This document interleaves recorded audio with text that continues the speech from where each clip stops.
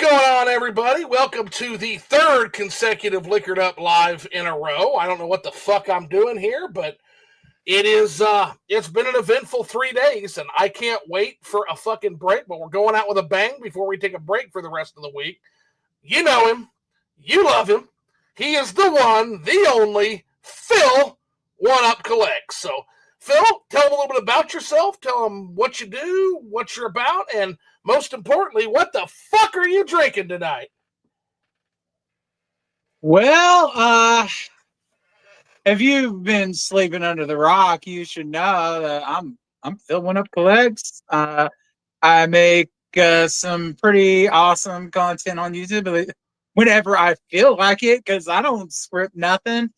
Been talking quite a bit about FOMO, addiction to like buying and consuming. A video did really well, and then lately just dropping the gauntlet, saying I'm done with Nintendo. That video did really well too. A lot of people resonating with that right now.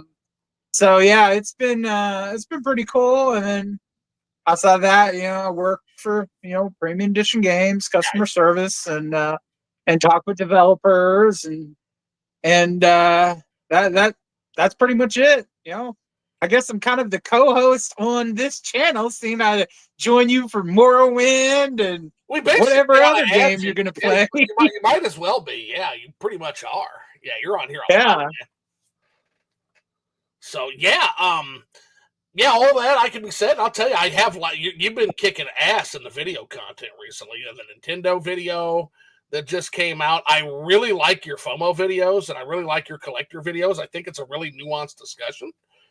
You guys are knocking it out of the fucking park with that between some of you guys, like you, the stuff Jay's doing. I made one video on the subject called "Gamers, the Worst Customers," and you should all go watch that because it's very funny. I'm nowhere near as introspective or in depth as somebody like Phil or Jay has been. It's just me telling that, hey, gamers are fucking idiots right now, and you need to stop being.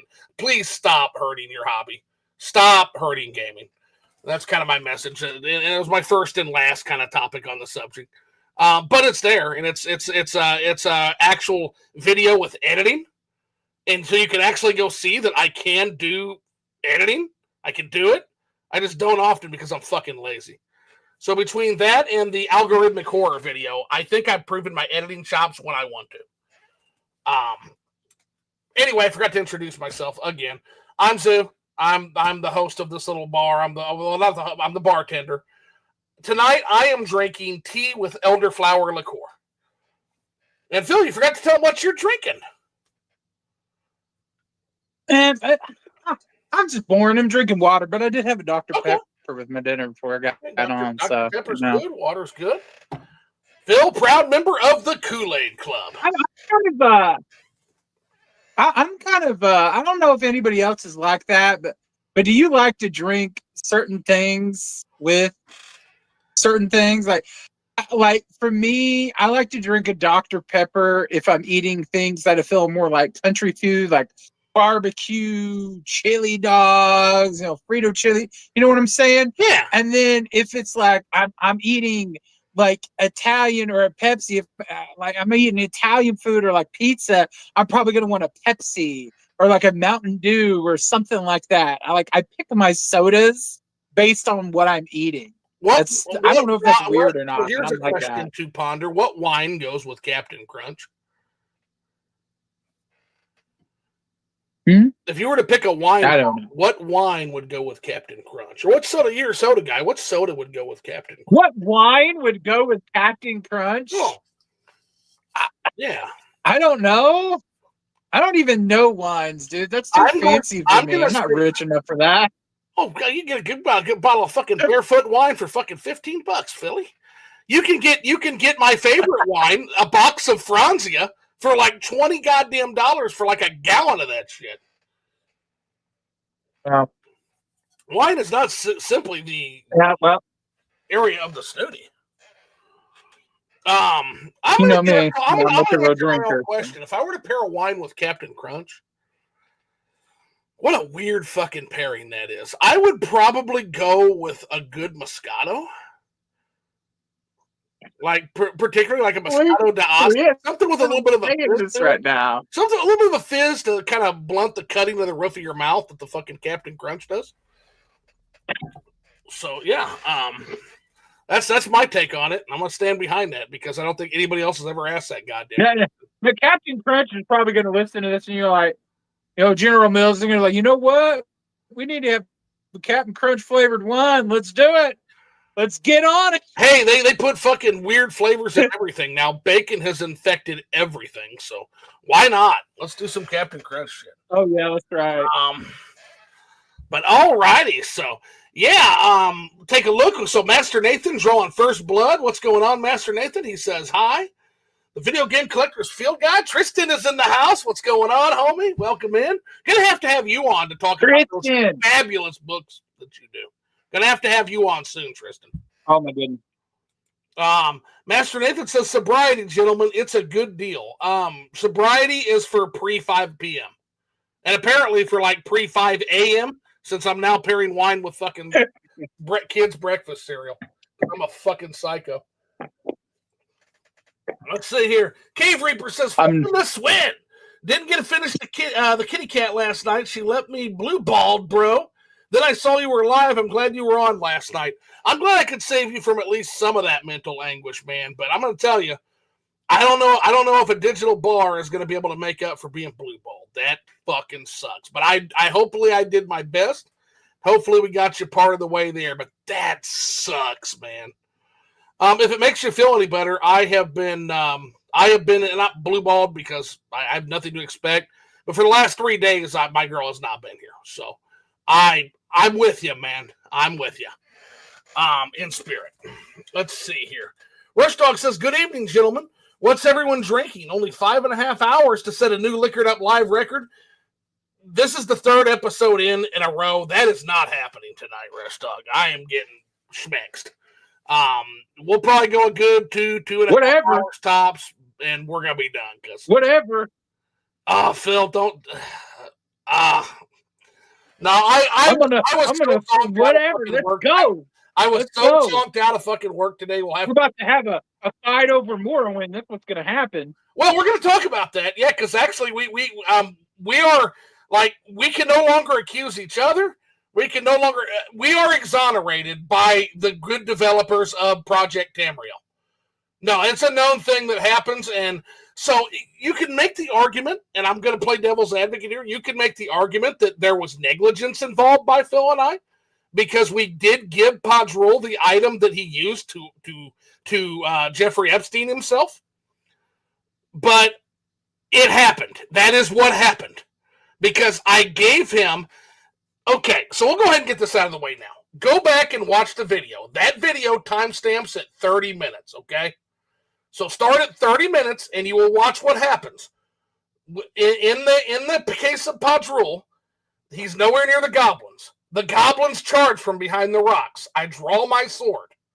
I charge the goblins immediately in defense of Padrul. Because I don't want to lose my fucking donkey that's hauling 500 pounds worth of fucking gold nuggets, guys. Why would that happen? So think about it logically, first of all. Second of all, I kill the goblins, but as I'm killing the goblins, you will watch my character turn around because I hear the conjuration magic sound. Now, I'm going to approximate the conjuration magic sound so you know it's a plashoo! You hear, and I'm like, what the fuck is summoning something behind me? So I turn around, and immediately in front of Padrul are 2 fire Atranax. I had 4 scrolls of fire Atranax in that donkey's inventory. So he's used 2 fucking scrolls worth 369 gold now. And the fire Atranax charge forward, throwing fire at the goblins. This is actually what happened, guys. You can go watch it. In my confusion, I finish off the goblins, I stab them to death, and then I turn around to go check on Padrul, who has now activated a Scroll of the 9th Barrier. Now, Scroll of the 9th Barrier does several things, okay? It does fire resistance, frost resistance, shock resistance, 20 points. It does shield, 35 points. And it does poison damage, 2 to 5 points, all for 30 seconds on self. So as I turn around, and you will see it, I'm nowhere near Padrul, guys, and the shield is activated around Padrul, the purple shield, and all of a sudden there's a green like fart cloud up above his back. That's what I said. Oh shit, Padrul, you're poisoned. Don't die. The problem is Padrul has 50 fucking health, okay, guys? He's got 50 HP, which means if the donkey rolled a 2 when he did that scroll, he's dead. He's dead because that's 60 damage. So at 0 to 5, he rolled a 2 or higher. He you know what? Padrul took a chance and he lost. That's what fucking happened. He lived life in the fast lane. I have something to say. Also, but before you say anything, hold on. I mean, it was his fault. You're a part of this, so before you say a word. It was his fault. Before you say a word, because you're a part of this, I'm going to put this shit to bed. The last thing you should remember in defense of my character, Fury and Octilius, is that Cyrodiil has no animal rights whatsoever. Okay? So there's another thing. Even if you want to continue this crusade, there are no animal rights in Cyrodiil. Animals, like Padrul, donkeys, are covered under property rights. You should also know, if you feel too bad for Padrul, that scroll of the 9th barrier was in his inventory because it was deemed vault-worthy, and that scroll was worth 1,918 gold. That's more than I paid for the fucking donkey.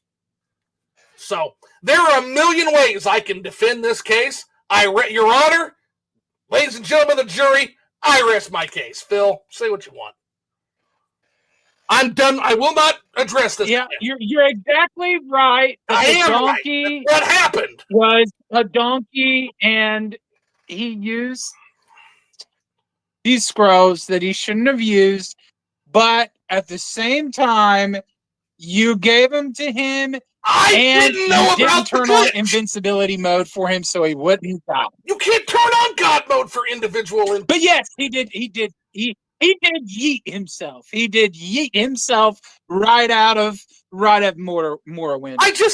And into the clouds. An actual situation. Go watch it on the video. This isn't like a Jeffrey Epstein thing where the guy fucking tied a thing around his neck and did a ninja flip off the fucking top bunk. That's not what happened here. And then there's no video footage of it. There's video footage of this. You can go watch the stream. It's there. So, I don't want to hear any more about this Padrul truther shit. There is no truth to the Padrul situation, except that Padrul, unfortunately, he lived life in the fast lane, he rolled the dice, and he rolled the snake eyes. And we're sad. It's why we built him a memorial outside the mansion in my Morrowind. I don't want to hear any more about this. End the subject. Anyway, okay. All right. That being said, Phil, what do you want to talk about? Well, I think before I start, I'm just going to say Padrul rules. Padrul does rule. Padrul rules. We will honor Padrul always. I'm just tired of the slander, man. Okay. We had to address the slander, man. So, all righty. Yeah, I get it. Big internet hugs, man. Big internet hugs. Big internet hugs and into hoaxing and into malicious lies. But what I'm going to talk about tonight is we're going to talk about Nintendo because it's the hot topic right now. Of course, we're going to get into that. And I took some notes. There's some things I got on my mind that I was just thinking of. I don't know, I don't got any insider stuff. It's just things that kind of come to me when I'm thinking about. But I was talking to my mom today, of all people, and she put this on my mind, and I was kind of like, wait, what? Mama, why didn't I ever think about that? I don't even know if other people have thought about that. So let's hop into this. So, as you know, there is when it comes to Japan, the tariffs right now, because everybody's like tariffs, it's the tariffs, Yeah. right? And we got a reciprocal 15%. You know, if we send something to Japan, it's, you know, they're going to charge us 50%. They send something over here, we're going to charge 15%. Well, here's the problem with all this. They're not manufacturing a bunch of Nintendo Switches that were designed 8 years ago. I mean, it released 8 years ago. This is yes, true. Yeah. they're still making some, but majority are already over here. And they have been over here for years.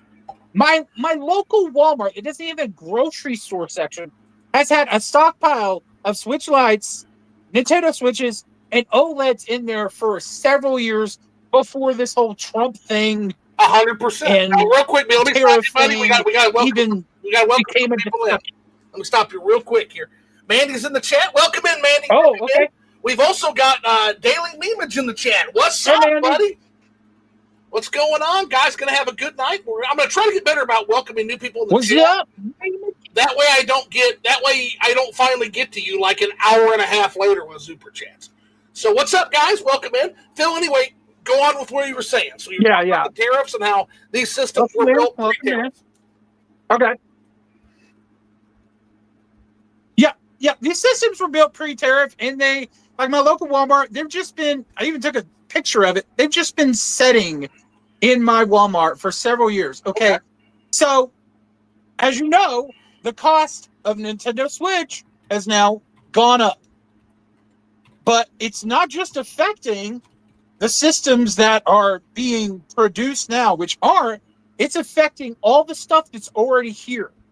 So, that means Nintendo is making a profit off of hardware that's already been here. But here's the kicker of that. So they're making that 15% tariff. They're making it. It's money they're getting back, right? They ain't being tariffed for it. They're getting it. So they're making 15% on all these old systems that's just been sitting in a Walmart or Target for the last 3 years. Yeah. Or in their Nintendo US warehouse. But here's the other thing. The US, we charge sales tax. And if a product goes up in price, they get more sales tax. Because now the sales tax is higher because the product is higher. Okay. So the U.S. government is going to make a little money too because the sales tax is higher. Well, not only the sales tax, Nintendo is pocketing. So they're pocketing the tariff and they're pocketing the tax increase. Yeah. Correct. Yes. But the tax is going to be slightly higher because like an OLED is $50 more and we charge the sales tax based on the MSRP. So it's going to be slightly higher. Now, as a businessman, you know what the response to a shareholder business guy is going to be to saying the tariffs don't have impact, right? I'm going to play devil's advocate here for Mama Zoo for a second, okay? So one of the things that people will argue about tariffs is that, yes, there is typically an increase in price of goods that are already on shelves. That's what you're referring to. Now, what business people will say is that there's other aspects of that. So, for example, cost of replacing that inventory. So you can't just have an empty shelf once you sell those Switches. You have to anticipate that. Impacts on supply chain, market uncertainty in terms of those supply chains. You're going to have anticipation of tariffs in terms of, like, for example, inventory front loading, right? That's something that also happened across the board on products when Trump first began his talk of tariffs. That's why you had, for example, some prices going up before tariffs even went into effect, just on the threat of tariffs, right? Now, what I will tell you is, no matter what, it does seem like in shareholder capitalism, it does seem like the price just goes up, right? It just seems like, okay, whether it's inflation, whether it's tariffs, whether it's supply chain issues, if the thing is, if you want to justify a price increase, you will be able to do a price increase, and there will be no end to the legal and moral cover given to you by governments to do that. Because I do think they work in tandem with one another. I think you're right on that. Oh, yeah. But I just wanted to kind of give the idea that, like, okay, well, why is the prices going on stuff on the shelf I didn't even think about the tax thing. That's what my mom, we were having a conversation and stuff, and she said that, and I was like, "Whoa!" I didn't even like. I mean, I knew it. I mean, we all know it because we pay sales tax, but it's like the dots just didn't connect. And then when she said that, I was like, "Boom!" I was like, "Wow, they're actually gonna kind of benefit from it too." In a way. So I was like, man, hierarchical government, you always lose. It's just an easy thing to remember. Yeah. So we're the ones losing. We're the ones losing. So yeah, that just kind of sucks all around. And the whole thing about the tariffs is like, oh well, Nintendo has to the tariffs. Okay, it's 15% reciprocal. So why is it only applying to the old Nintendo hardware now that isn't being manufactured in droves and not applied to the Switch? Now you're on to something. Because that's not increased in cost and tariff. Now they can make excuses for that. They can tell you, well, maybe the Switch 1s were manufactured in a country that had tariffs on it, whereas the Switch 2s are not. But here's the thing that doesn't make sense. Yeah, exactly, Phil. Yeah. No, the fact that it's not also on the Switch 2 means that I'll tell you why Nintendo didn't give the Switch 2 a price increase. It's because that's the system they want to sell right now. That's why. Yes, that's what it is. They don't want to tank the sales of it. They're like, oh, this is old crap. So, it's whatever. And, the thing about that is like, I've been talking to some people that have been leaving me a lot of nice comments, and this one just straight up broke me. And I'm gonna go to it.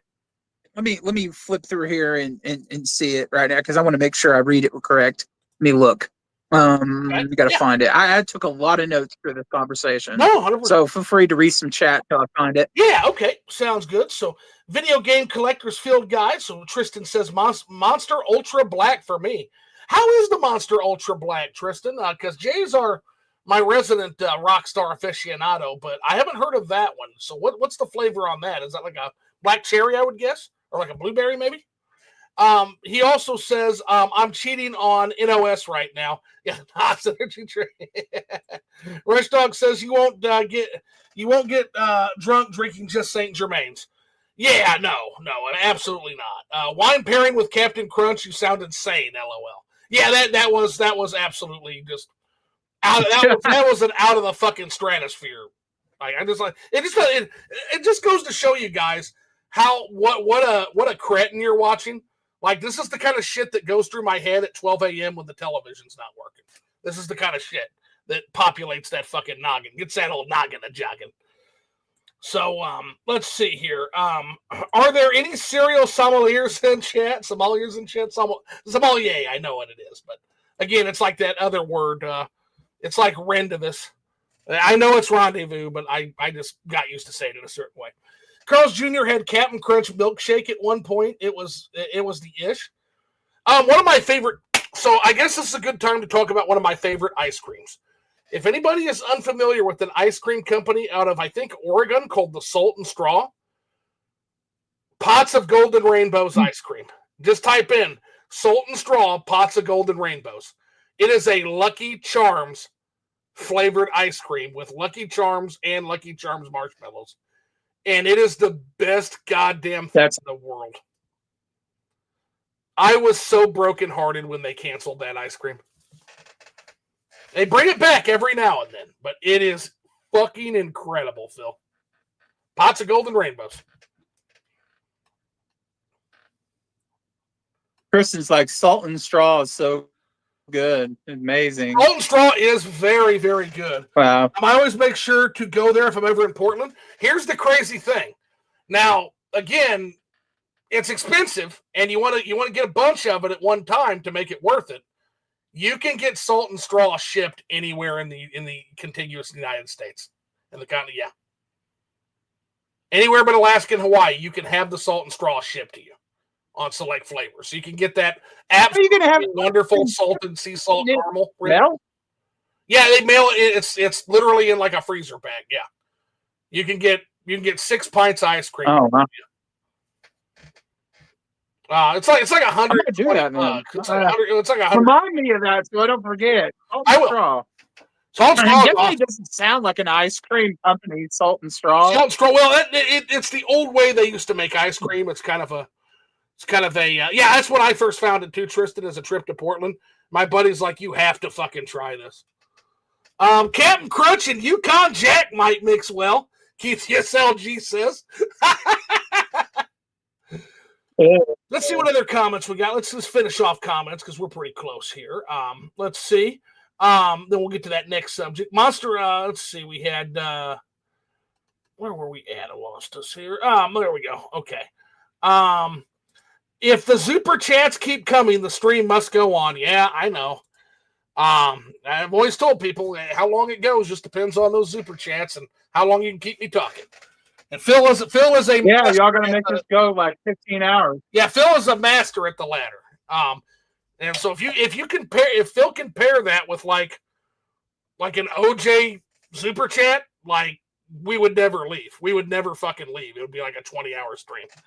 So, Miss Mandia says howdy. Daily Memeage says what's up.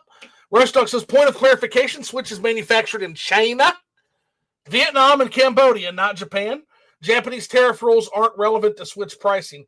Yeah, I think he put like a 15% reciprocal on Vietnam, though, I think is what we ended up doing. And so they would point to that to probably justify the price increase. But again, Phil makes an excellent point. Why arbitrarily not Switch 2? And it just kind of proves that, like, all economics, and this is coming from somebody. It's cherry picking, and that's just messed up, man. That's just messed up. So an old friend of mine named Grim, who Rush Dog will remember very well from our early days on the SNES Hub. Grim used to have a saying, and that is that economics are a rich man's trick. And I used to just shake my head at that shit. But the older I get, Rush, and the more I witness things like Switch 2 is tariff-free magically. It's just magically tariff-free, and Switch 1 gets kneecap because that's the system we want to kneecap, even though we're 3 million away from passing the PlayStation 2's real numbers. Fuck that. We don't care about that at all. Fuck it. Fuck the Switch 1's legacy. Who gives a shit? We'll kneecap that system, and we won't touch the Magic Switch 2. The more I see things like that, the more I see the fact that we have not undergone a real recession since that we were supposed to have in 2015 or 2016. The more I see them just pump endless funny money into the economy, the more I think to myself that Grim was right. Grim was always fucking right. Yeah. Let's see here. Tristan says systems are being built to this day and parts are from everywhere. Yeah, that's part of a trend that actually may be coming to an end in probably the next 50 years, which is crazy to think about. What you're going to see now is because the reason why the international shipping cart, and I've talked about this on stream before, kind of made it to where it was actually cheaper to manufacture things wherever the cheapest labor was. Because then you could put them in those big shipping crates that could be broken down into train cars, which would then be broken down into semi cars, which would then be broken down into truck cars, right? That's kind of the general model of the international global economy. But now, with automation taking all those jobs, you had the cheap labor in, say, the Mariana Islands or the cheap labor in Ethiopia or any of the post-China 18 nations. That's cheap labor, but you can't compete with zero in like one machinist, right? So now you will start to see manufacturing localized closer to where they're selling the product, but those factories will come back without the jobs. So the manufacturing will come back locally. So keep that in mind. There was a factory, I think it was in Little Rock, Arkansas, when Trump ran the first Trump presidency. And he bragged about this. And the government bragged about bringing back this factory that made T-shirts in Little Rock, Arkansas. Well, the factory produced like 12 jobs. So it came back. So manufacturing came back, but the jobs did not. So that's also going to be a huge wrecking ball in terms of macroeconomics. And take a shot, I know. Let's see here. Video game collectors feel so. Tristan says they didn't just stop making systems long ago; they're constantly making them. Yeah, and again, they kind of roll that into that. That's what they would claim. Is they would claim, hey, we're projecting future costs due to tariffs and the unstable macroeconomic situations. Rostock, it's worth pointing out that our monetary system is inflationary by design. Yeah, I know. And the central banks of major economies are aiming to achieve a modest level of inflation. 100% correct. And here's the thing. Some inflation is necessary, very necessary. It's when you lose control of it, for example, when you printed funny money for the last 15 years, that it starts to become a problem. Let's see. It's not magical tariff free. Oh, so Hawk, did the Switch go up? Did the Switch 2 go up in price? Let me check that. Phil, let's do a fact check real quick. Phil, go on Amazon.com and tell me the cost of a Switch 2 right now. Go on Amazon, find the cost for a Switch 2 for me.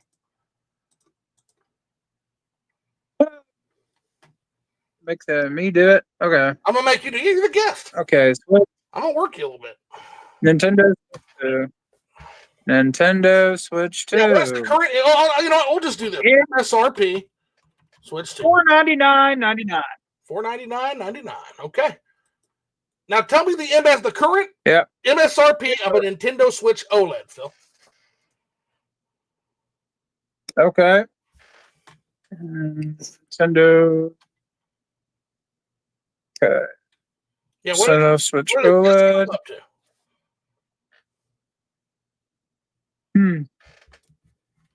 Well, let's see. There is no new ones sold by Amazon on here. It's from a third-party seller, but I know when I checked Target the other day, it was on Target. It was the higher price. Let me see if I can. I got it right. You know what? Target. I got it right here. It's $400 for a Switch OLED. I just checked my local Walmart. It's $400. The Pro controller went up to $80. So okay. Yeah. And what was that Switch Pro? And what was that Switch 2 price again? It was $500. $499.99. Hawk, bunch of numbers. Any other questions for us? Okay. If so, put them in the chat. We'll read them. Let's see here. Tristan says exactly what Hawk said. Let's see. They are eating it because it's a new console and they announced the price. Yep, there we go. Okay. So that's my point, guys. So Tristan, Hawk, that's my point. It's arbitrary then. If it was a tariff, they would be able to not choose if the tariffs were really that devastating. The fact that they have a choice shows you that it's arbitrary. So yeah, they are choosing to eat it. You're absolutely right. But I'm going to go ahead and call that magic because that's just fun. It's just more fun. It's just more fun to make fun at this shit-eating fucking company and its awful business practices to just say it's magic. Just like all economics are basically a fucking rich man's trick and it's magic. And then that's why, people just, I put out a video even on TikTok, just showing that I said this, I was in Walmart and I was like, this is the last day these systems are going to be this price and it's a shame, whatever. People keep saying, well, it's Trump and it's the tariffs and it's Trump. And they just were kind of like, you're stupid. And I'm like, really?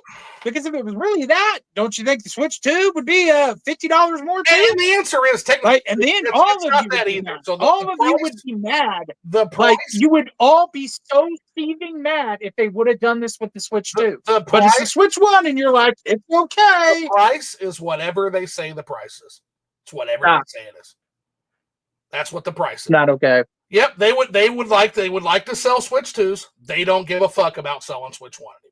It's as simple as that. So they're going to leverage. They're gonna leverage and make Switch 1 purchasers pay piggies, and Switch 2. And this does two things. Number one, it kneecaps their main competition, which is the Switch 1 at this point. And the second thing it does is it. If you're gonna buy a Switch OLED, well, now it's a much easier decision, isn't it? Now you just go, I'm gonna buy a Switch 2. Yeah, $50 difference. So that will funnel people that may have bought an OLED. That's a funny thing. That's a funny thing because somebody left me a comment the other day, and I took a note, and it says that they said that somebody left. I'm gonna just read the whole thing that I wrote down.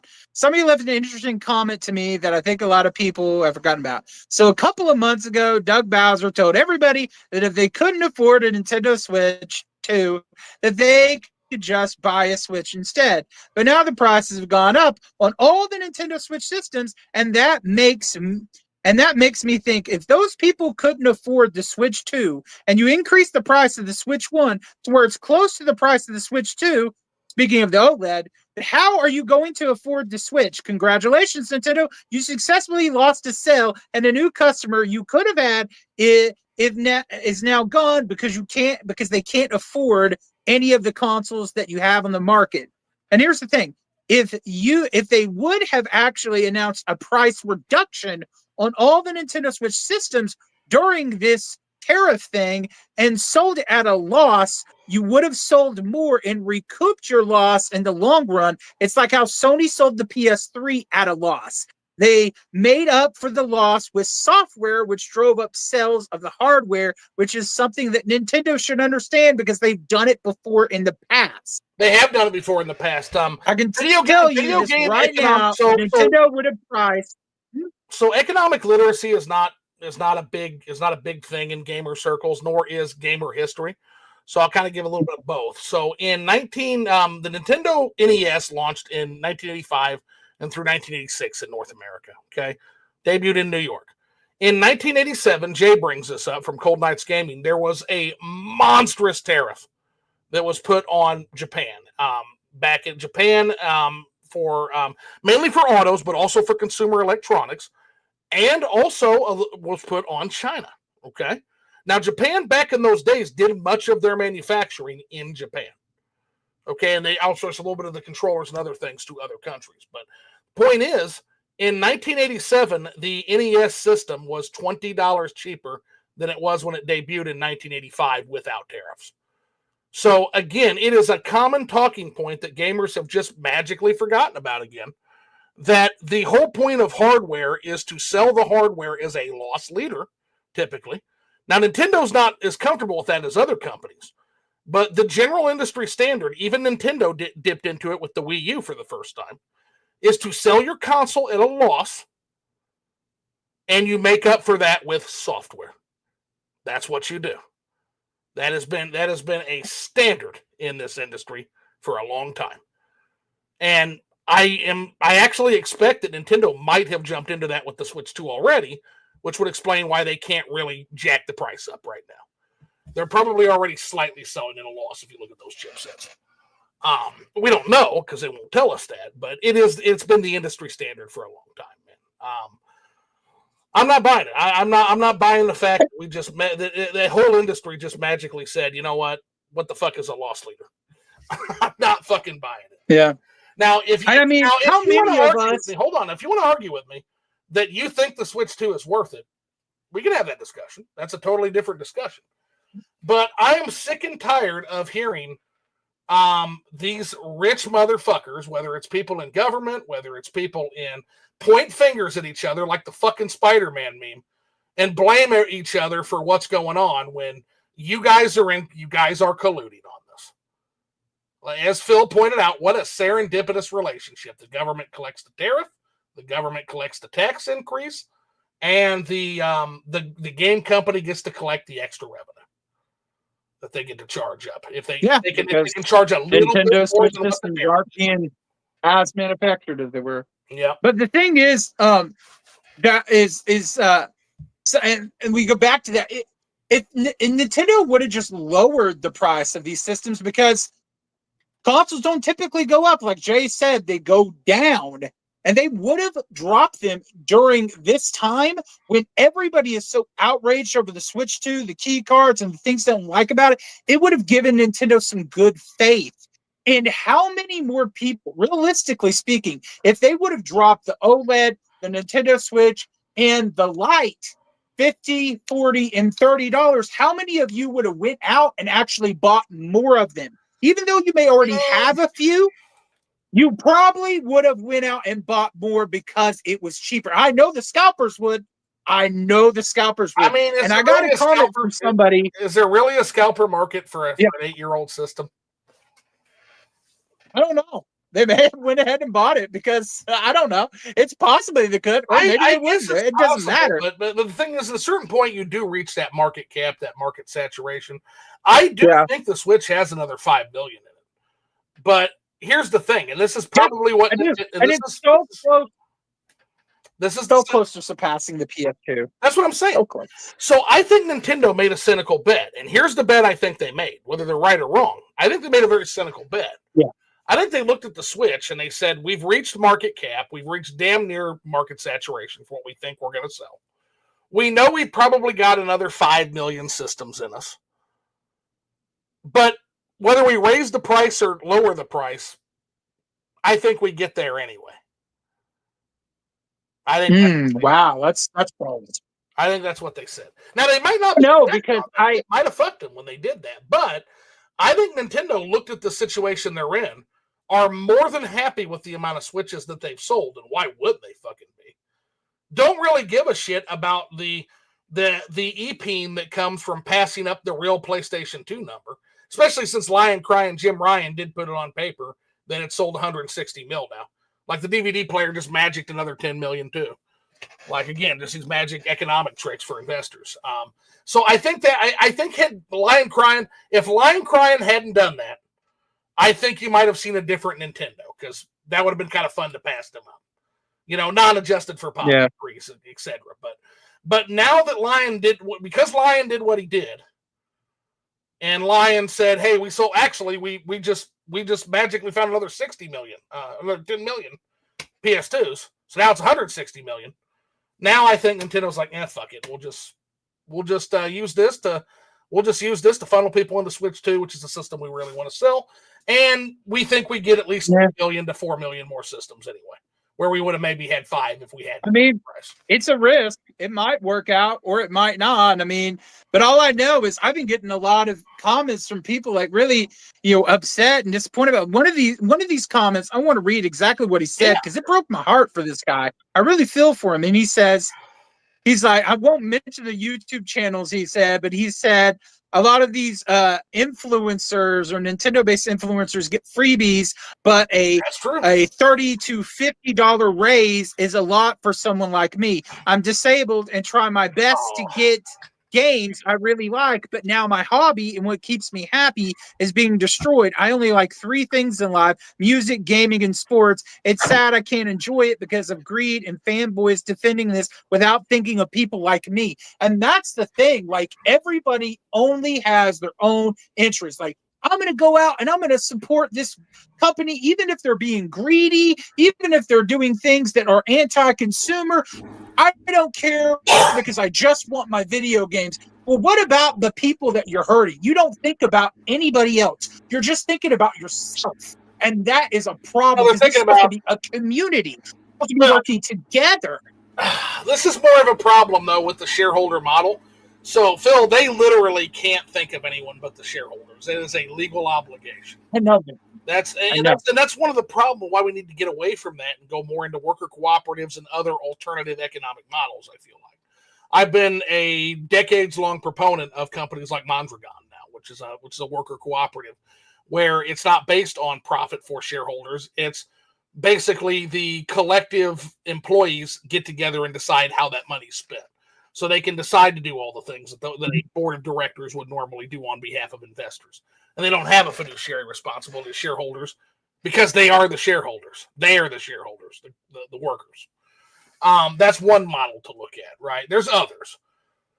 But that's a real weakness in the shareholder model. The other thing I would say to that guy, and I'm not trying to be a dick, I'm really not. Like, that is heartbreaking. That's why you need more than 3 things that you love in life. That's why you need more than video games, sports, and movies. That's true. You've got to have other hobbies. And you just have to, man. I've been neglecting anime and manga for like the last 10 years because I just went crazy on the games. So I have like a lot to catch up there. I got back in like trading card games, like Dragon Ball I got here. This deck, a 51 card deck as a bonus, this was $50. This was like $51. Is my camera frozen? I think my camera's frozen. Is it frozen? Your camera's frozen. Yeah, you got. Oh, my camera frozen. Okay, let me like reconnect and come back or something. No, we're good. Okay. Yeah. Okay. So this deck was like $12. $12, right? And I was like, dude, this is so much cheaper than Magic the Gathering. It's probably not worth anything, But it's just like I can get in a whole new card game for like nothing and save a way more money getting into a new hobby. Maybe you get back to reading books or just there's always something else we can do. Do more things than play video games. It will make you a more interesting person. That's what I will tell everybody here. My old man advice to you is to do something besides play video games.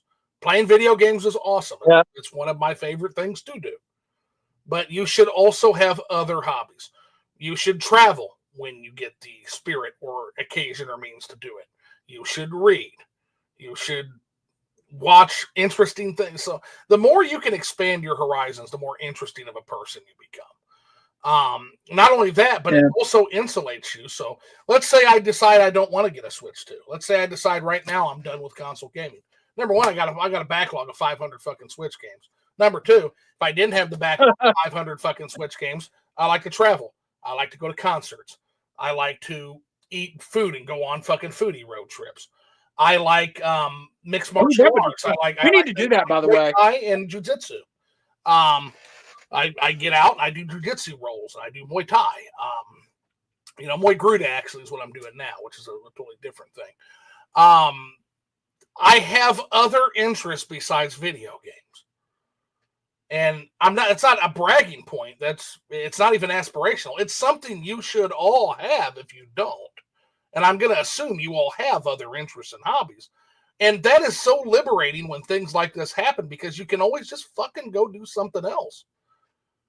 It's awesome that you have the power to do that instead of being like these leveraged motherfuckers that have to sit there and pretend like the shit they're eating is chocolate. I'm sorry, I don't have to pretend that the shit that the diarrhea fucking funnel that they've got shoved down my throat and are shitting into. I don't have to pretend like that's a fucking chocolate lava cake, guys. I don't have to pretend.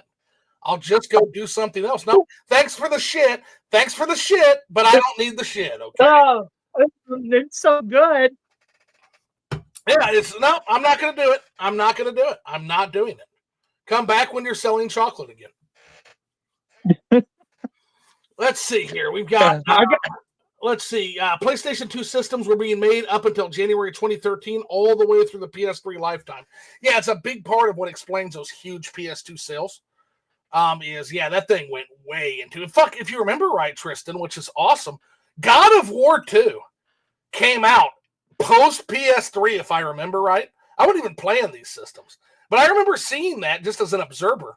I remember looking at the God of War 2 coming out and being like, why the fuck isn't that on PlayStation 3? Don't you guys have a new system you're trying to sell? And then I thought about that from the other direction, which is what a fucking brilliant send-off for these gamers who are already there for you on the PS2. What a great piece of fucking customer service that was. That you're getting a game like God of War 2, like literally like a year into the life of the PS3, I think that was. Very neat. Hawk says they're eating it because of and they announced the price. I agree, Hawk. There's no disagreement between us. Yes, they arbitrarily decided we're not going to make you eat a tariff on the Switch 2. They did that. Yep, they did that, and that's literally our point. I agree with you. I 100% agree with you. Exactly what I said, Trick. I agree with you. I agree with you guys.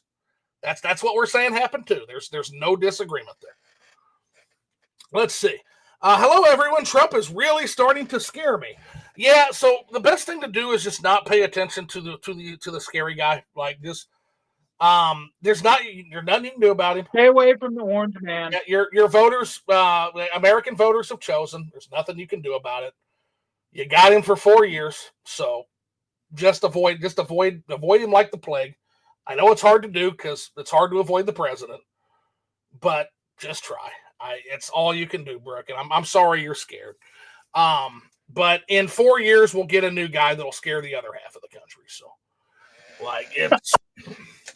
it's an assuming we're all here in 4 years. Assuming they haven't melted the fucking planet by then. Let's see here. Let's see. Hawk says Switch 2 didn't up in price yet. They said it would in the future. Oh yeah, I'm sure at some point they will pull they will pull that shit lever and send that diarrhea going down your throat. And I'm 100%. Delicious. Yeah, I'm sure they're waiting a little longer on that though.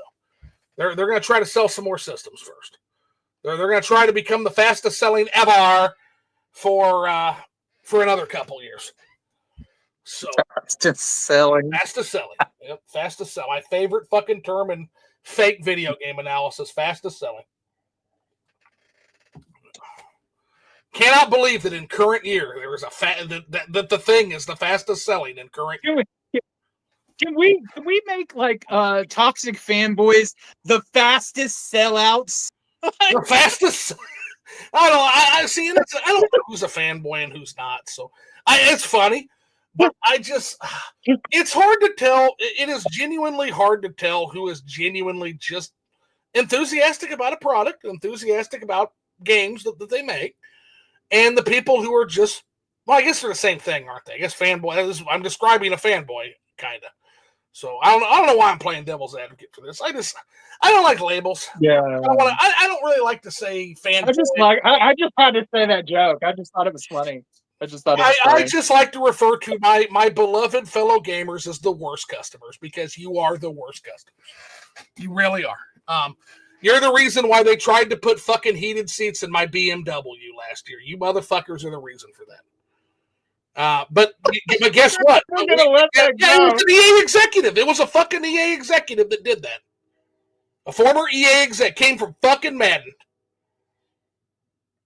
Well, I mean, in gamers' defense, it's EA. They've always been garbage. To be fair, yes. To be fair. Rush Dog, I'm trying. So you got to get some Switch 2 fans on the show. I had OJ on. He had to bounce 30 minutes in because he streamed for 3 hours prior. I'm trying. Nintendo Prime's going to be coming on hopefully in the next week or so to check me a little bit. I'm hoping. I'm trying. It's not for a lack of trying. You saw last night, I got TM06 on. He was supposed to be the Switch 2 defender. And he ended up bashing him right along with me because I'm hard to argue with. I'm just hard to argue. Rush Dog, I could hold 2 Switches right now, and I will defend them. That's close enough, isn't it? No, he's right. I'm really trying to get some Switch 2. They don't want to talk to me. It's so funny because there's so many of these debates. They'll debate fucking Angry Vigilante's ass all day long. I wonder why. And again, no shade at Angry Vigilante, but I'm kind of hard to argue with. I'm just saying. I've always found you easy to argue because, Rush Dog, you're a good arguer. You're a good arguer. Most people aren't. Yeah, you and I have some great arguments. Do you want to come on? If you come on, I'll moderate, and it can be you and Phil.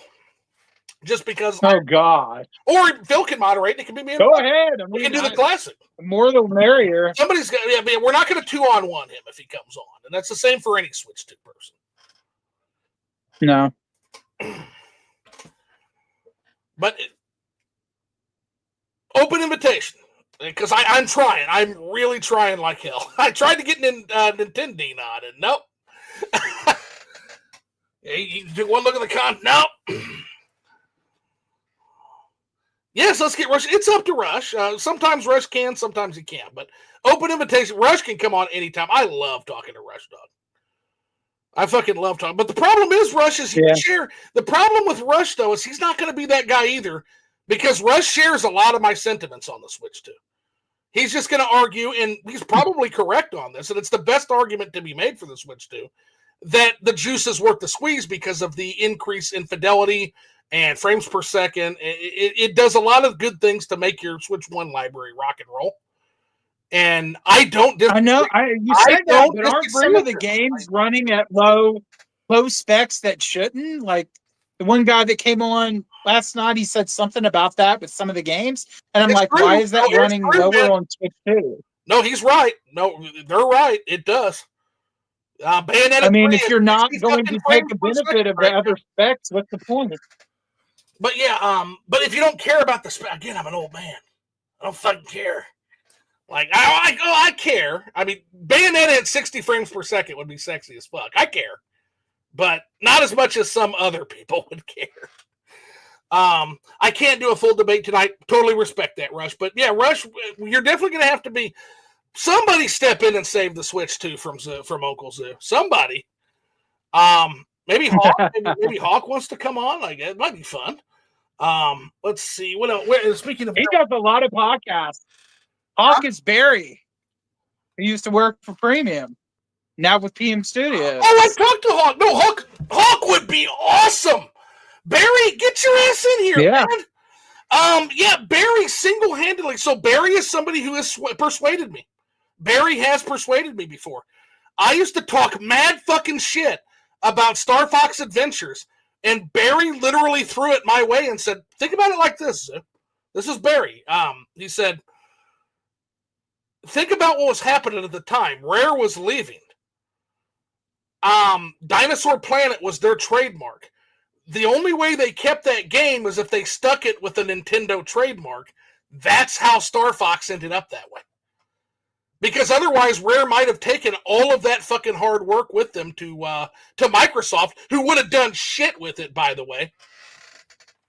Who would have done shit with it. So, yeah. They just had their 30th or 40th anniversary, and they did nothing for it. They only put out a vinyl, and I'm like, oh, nobody wants a vinyl. They want your games. Right. Yeah, 100%. Okay, and then Rush Dog. 40th anniversary, you get a vinyl. Let's see. And then Hawk says, speaking of Barry, Hawk Barry says they're eating it because it's a new console and they announced the price. Yeah, again, no disagreement at all, Hawk. No disagreement at all on that. What I'm saying is it's arbitrary. That proves it right there. Because they chose to eat it in one console and they didn't eat it on the other console. I'm not saying it wasn't a choice. I'm not saying it wasn't a logical choice, but it was a choice. That's all I'm trying to say, homies. That's all I'm trying to say. Exactly what Hawk said. Brooks says, hello, Trump's really starting to scare me. Switch 2 didn't up in price yet. They said it would in the future. Yeah, they'll hit that diarrhea button in the future, like I said. No, 100%. I think you're reading old comments. I'm rereading stuff. Yeah, so I just want to make sure I'm not missing anybody.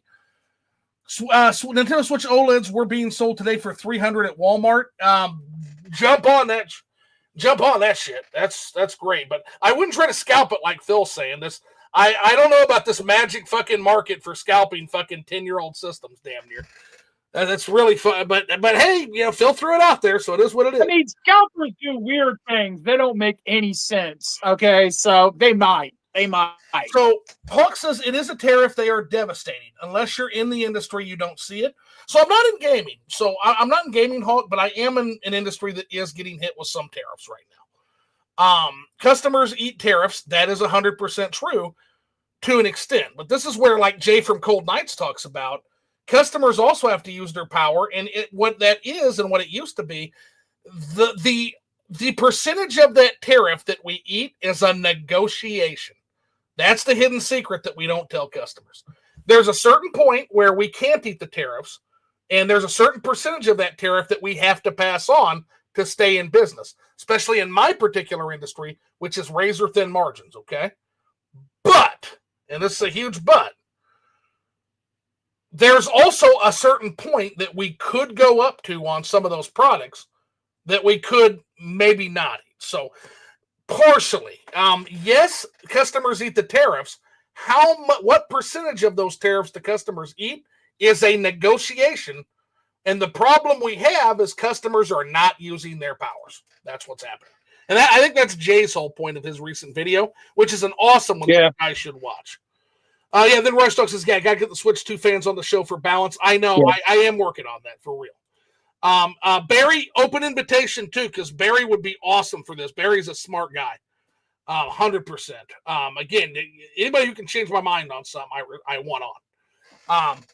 Rush can't do the full debate tonight. I could pop in to say hi. Yeah, Rush, if you want to pop in for a little bit, we could talk. Maybe not do the full debate, but yeah, just let me know in the chat, and I'll pop you in here, man. Fuck yeah, I'm always down to talk to you. We got to try to get Masamune back on for old time's sake here. And then Rush Dog says Inferno Fox and 90s handheld gamer would be good choices too. Bangarang. Yeah, we're trying to get Fox on. We need to try to get 90s handheld gamer on. Those would be fucking terrific. Yeah. No, I agree with that. But I will reach out. I'll reach out to Barry. I think he'd be good, and I'll reach out to Fox in 90s too. And then, like I said, I think Prime is going to come on at some point when he's not so goddamn busy. So we're trying, but we've got to have the Hub reunion liquored up live. We've got. You said you're in touch with Masamune, so if you could get Masamune, and if anybody could find Grim, like I don't think that's going to happen, but if anybody could find, oh my god, that would make my fucking life. We got to do it sometime, man. We got to talk about the old days. You know, back when the SNES Hub wasn't just like a dick pill for them, because that's what it. Have you ever gone back and visited those old forums, Rush? Oh, it's fucking devastating. It's diet pills and dick pills and all kinds of other shit. And I'm just like, half of me wants to go try and reclaim that. Like, we need a crusade to reclaim the Hub from the bots. Like, we need to lead a crusade to get that fucking shit cleaned up and kick the bots out of there. But I don't know if it's even possible at this point. It's been a long time. Massman is on my PSN friends list. Haven't talked to him in years, though. Yeah, if you ever get a shot, that's heartbreaking. Yeah, don't do it, man. I went back just to kind of look at some of those old forum posts, and you can still find them, but we're buried with bots now, man. They're buried. All righty, well, we are caught up on Super Chat, so Phil, it's up to you to keep me talking. What you got? Well, so I wanted to talk to something because I put out this YouTube short where I said that I don't think the Switch 2 will outsell the Switch 1. And someone left this comment and they said, tell that to PS1, 102 million sales in its lifetime. Little bro PS2 banked its older brother. Time will tell if little bro Switch 2 can do. And I sat there and I thought of that. It was like, well, of course it did, because the PS2 wasn't just a game console. It had the DVD player. And back then, getting a DVD player was expensive. So you had people that were buying the PS2, not just for games, but to watch movies. And it was sold as an entertainment system, kind of more than the NES was, because it actually did more than one thing. Right? Oh, Keithius. So says that you was have him. to factor that in. That was Keithius, LG. You have to factor that in. What? It was Keithius, LG says that was his comment that you're reading. Oh. Is that Keithius? Oh. Hey. Yeah, that was you. What's up? Hey, so, also, real quick. Yeah, I was like. Inferno Fox is in the chat. Inferno Fox, you're here to save us from Switch 2 negativity. So, I need you on the show, man. We got to get you on. That way you can talk to me a little bit about Switch 2 and give the other perspective here. That way, tell me to jump on in right now. You want Inferno? You can jump on in this. You want him in? Fuck yeah. Yeah, if he wants to. If he's got time, he's a creator himself. But yeah, fuck yeah, man. Yeah, jump your ass on in here if you've got time. Rush Dog says, LOL, it was just a suggestion, Fox. We need some Switch 2 fans for balance, and you came to mind. And then Mario 2000, Nintendo, welcome in, by the way, Mario 2000. Love you coming in here. Nintendo is not the only one that does these shady business practices. Microsoft and Sony are doing it true. Of course. I've called them out, too. I don't sugarcoat any of the companies. Gaming industry is in a bad place, even if the Switch 2 wasn't released. For both reasons, it's both self-inflicted and inflicted and not their fault. Yeah, it's kind of a bad time for the games industry. Let's see. Rush Dog, 2 Switch 2 owners versus 2 Switch 2 avoiders. I love it. Fox, what do you say? If you jump on, Rush will jump on if you got time tonight. That'd be fucking awesome. So suddenly we got a Bangarang. We got a fucking SmackDown event now. I love it. Yeah, somebody come on.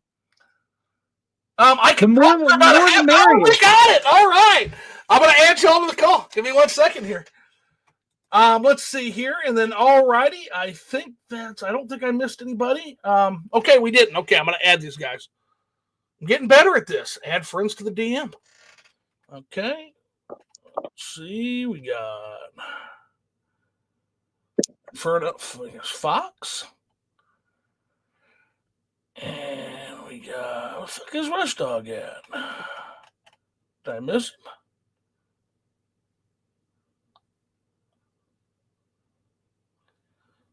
Huh. Oh, it's alphabetical. Duh, dumb fuck. There we go. All right, and let's just do I just hit this then? Yep. Lose anything, did I? No.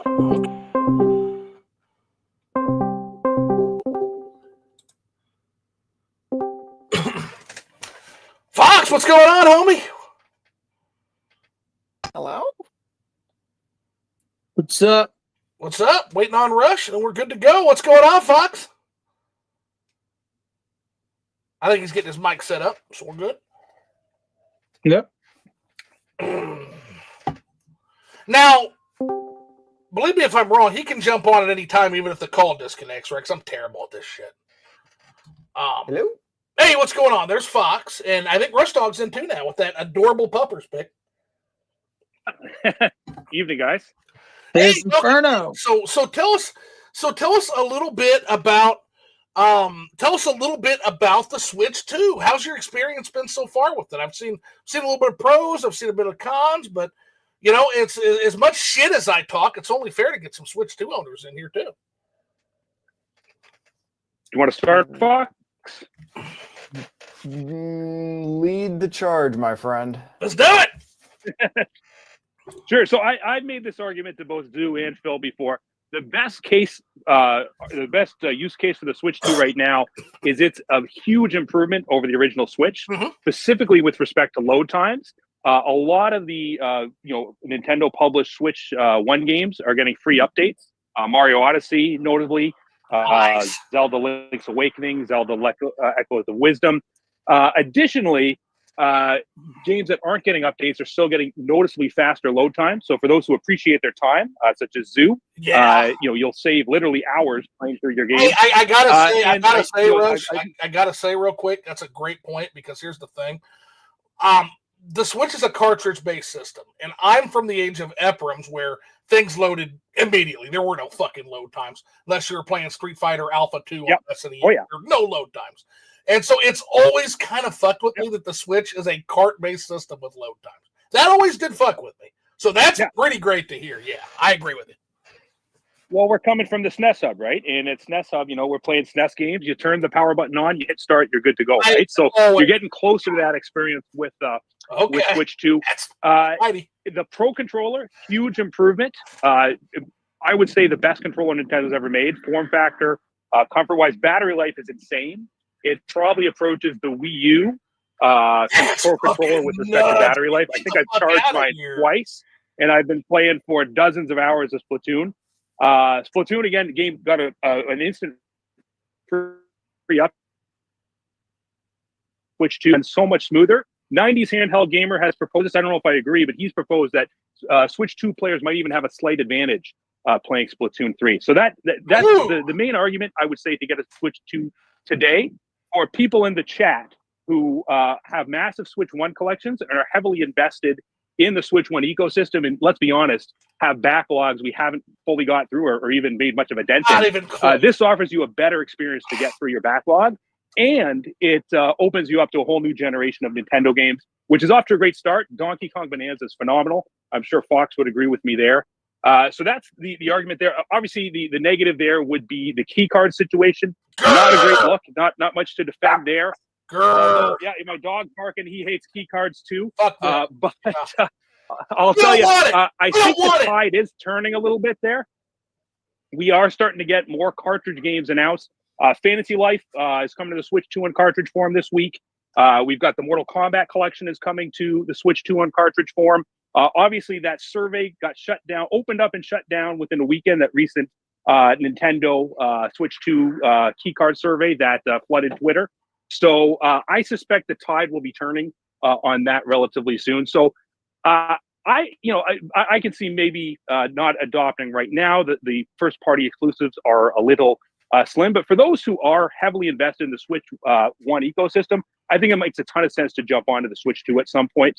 And the only other thing I'll say for those who don't have a Switch 1 yet, a Switch 1 or a Switch 2 yet, with the recent price hikes, the argument for, and I think to your point, Zoe, I think this is largely by design. It makes me mad. It makes me so mad, but I get what they're doing. The incremental cost of a Switch 2 over a Switch 1 OLED is now just $50. $50. So if you were looking at a Switch 1 OLED, an additional $50 gets you a Switch 2. Doesn't get you an OLED screen, to be fair, but it does get you a bigger screen, and it gets you a more powerful system that has access to a whole new consoles library. Yeah, the Switch Lite, there's still a pretty big delta, pretty big difference between Switch Lite and Switch 2 prices. So I think the Switch Lite customer is probably not going to jump on. But right. anybody looking at a Switch OLED today, that extra $50 to get a Switch 2 is going to look pretty tempting. Anyways, that's my TED talk on why you should get the Switch 2. I don't know if Fox has anything to add there, but that's my case. So I'll ask you guys this. I've heard the issues with the screen that some people were blowing up. I heard that's pretty overblown. I heard that actually the screen is pretty damn good. I've had no complaints. Okay, gotcha. Fox, what you got? So guys, this might not be and go the way that y'all are thinking. Okay. I'm happy with the Switch 2, but it's one of those things that it's not without its problems, it's not without its issues, but it's one of those things where I think the best equivalent that I could equate to this is like the 3DS launch.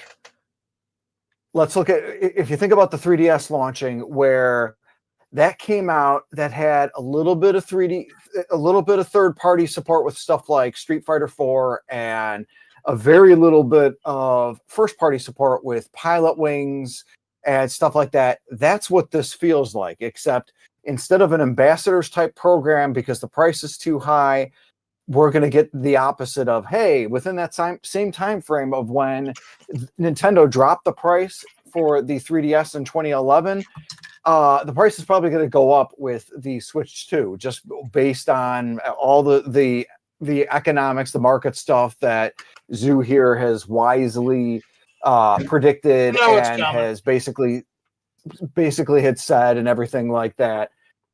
I have noticed the screen thing, but that comes with a big caveat that it's only noticeable on stuff like, I really saw it with Sonic Mania and a little bit in Sonic Plus, but nothing with the Sega Genesis collection and nothing with the NSO expansion pack Sega collection, because Sonic 2 is on both of those, nor with Sonic Ages.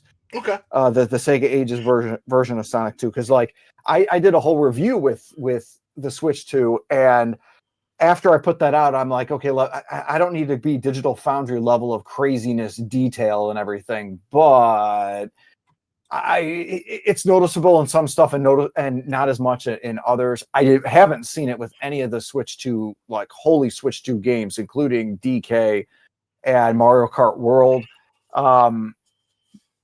I almost think that DK Bonanza should have been the release game over Mario Kart World, even because over World? like, yeah, I think because when I was about 2 or 3 hours into DK Bonanza, and I'm like, this is either a 9 out of 10 or a 10 out of 10 game, and I've beaten it. I'm 30 to 35 hours into it now, and it absolutely still is a 10 out of 10 game. Just that last boss gauntlet cemented it. It's okay. Like I was pretty sure it was, but that last boss, I'm like, oh man. Now my mind is like, is it a Mario game because of it being made by the Mario Odyssey team, or is this just a really well done 3D Donkey Kong game? Because I think our friends in the comment section will probably crucify me, but Donkey Kong 64, man, that was not fire. That was not a great game. No, it wasn't. I agree 100%, man. Like, what do you got to collect? Hating on Donkey Kong 64 is a cold take. That I don't think you'll get too many DK 64 defenders. Yeah. So Donkey Kong in particular is one that that I got to tell you, that's a sexy ass fucking game, man. That was what I looked at, and I got to tell you, it almost just watching the joy on people's faces. Now, again, I'm in full heel zoo mode at this point. I'm full Star Fox fucking Super Play Magazine heel zoo right now.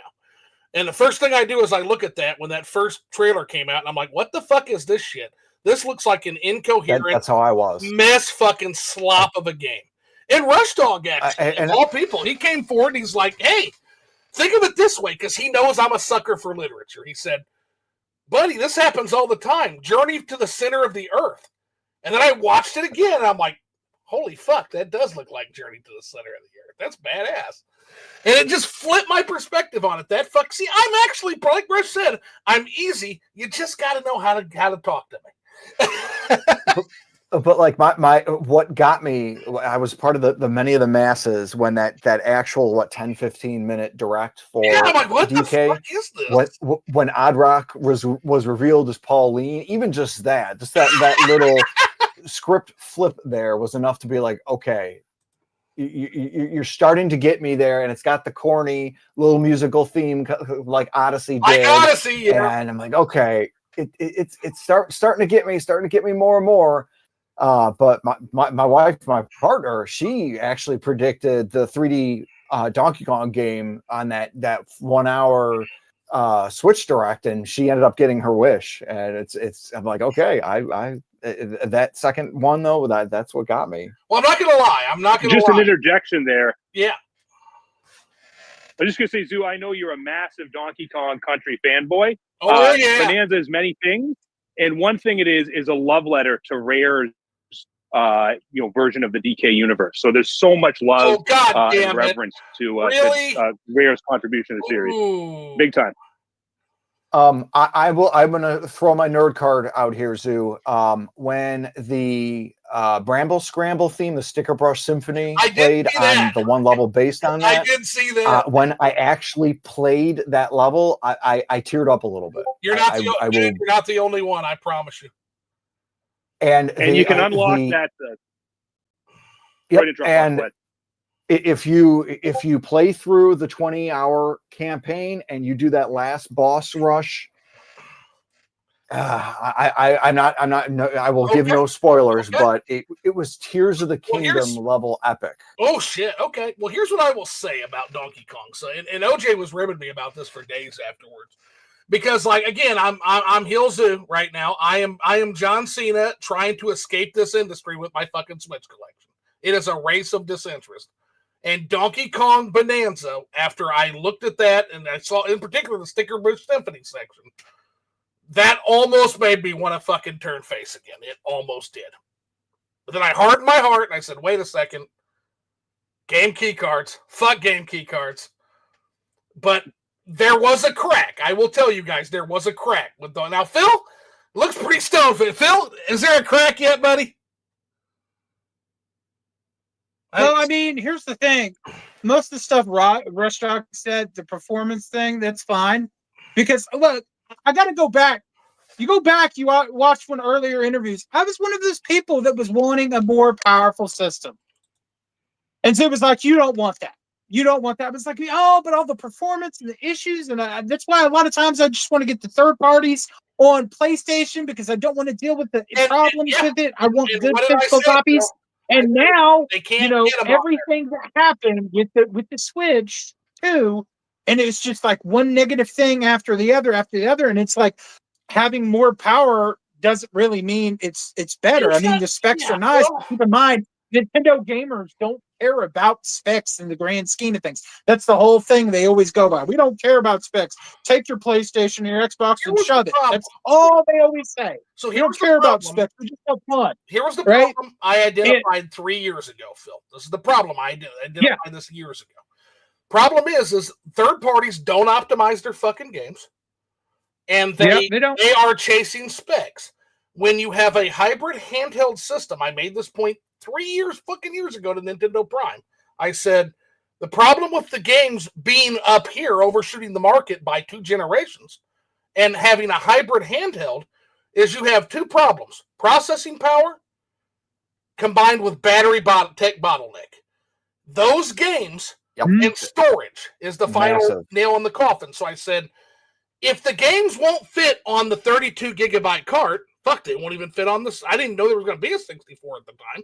Because if they won't fit, if they won't put the game on a 32 gigabyte cart, and they can't fit on the 32 gigabyte cart, and even if they could, these games would drain the battery in a half an hour. What the fuck is the point of getting these third-party games on the Switch? So one of the things that I'm going to interject on here, and I'm going to say it goes back to my original point of this. This isn't going to go how you guys might have expected for me to be a pro Switch 2 player. Is the simple fact that I will not buy a single one of these third-party games that I know are game key cards. Yeah. I will not buy it for the Switch 2. I don't care. I haven't played Bravely Default 1 on the 3DS. I want to play this remake, but I'm never going to get it because it is a game key card. And if for some stupid reason I find a digital sale that's 70 to 75% off, maybe I might bite at paying $10 for it, but I will not. There's no proposition in my mind that merits purchasing a game key card. And to that end, I'm also of the mind that we're hearing stuff about the Ryza series getting that special extra thing.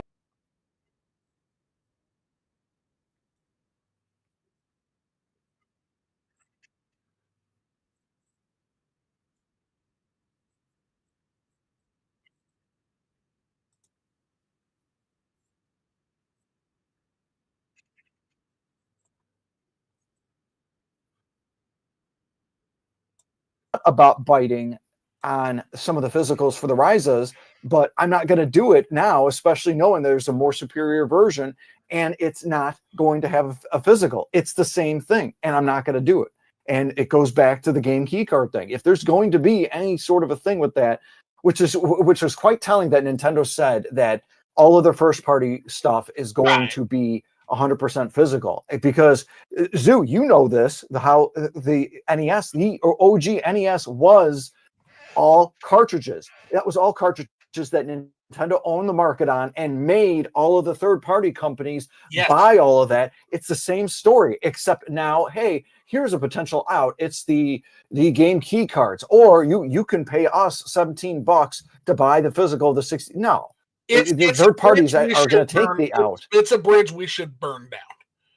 It is a bridge we should. Yes. Yeah. So just a point of clarification. Can I actually get in here, because I didn't get to finish my thought? But sure. I was going to say, with I was really there to get the Switch 2. That's why I didn't get an OLED until just the day before the price hike, right?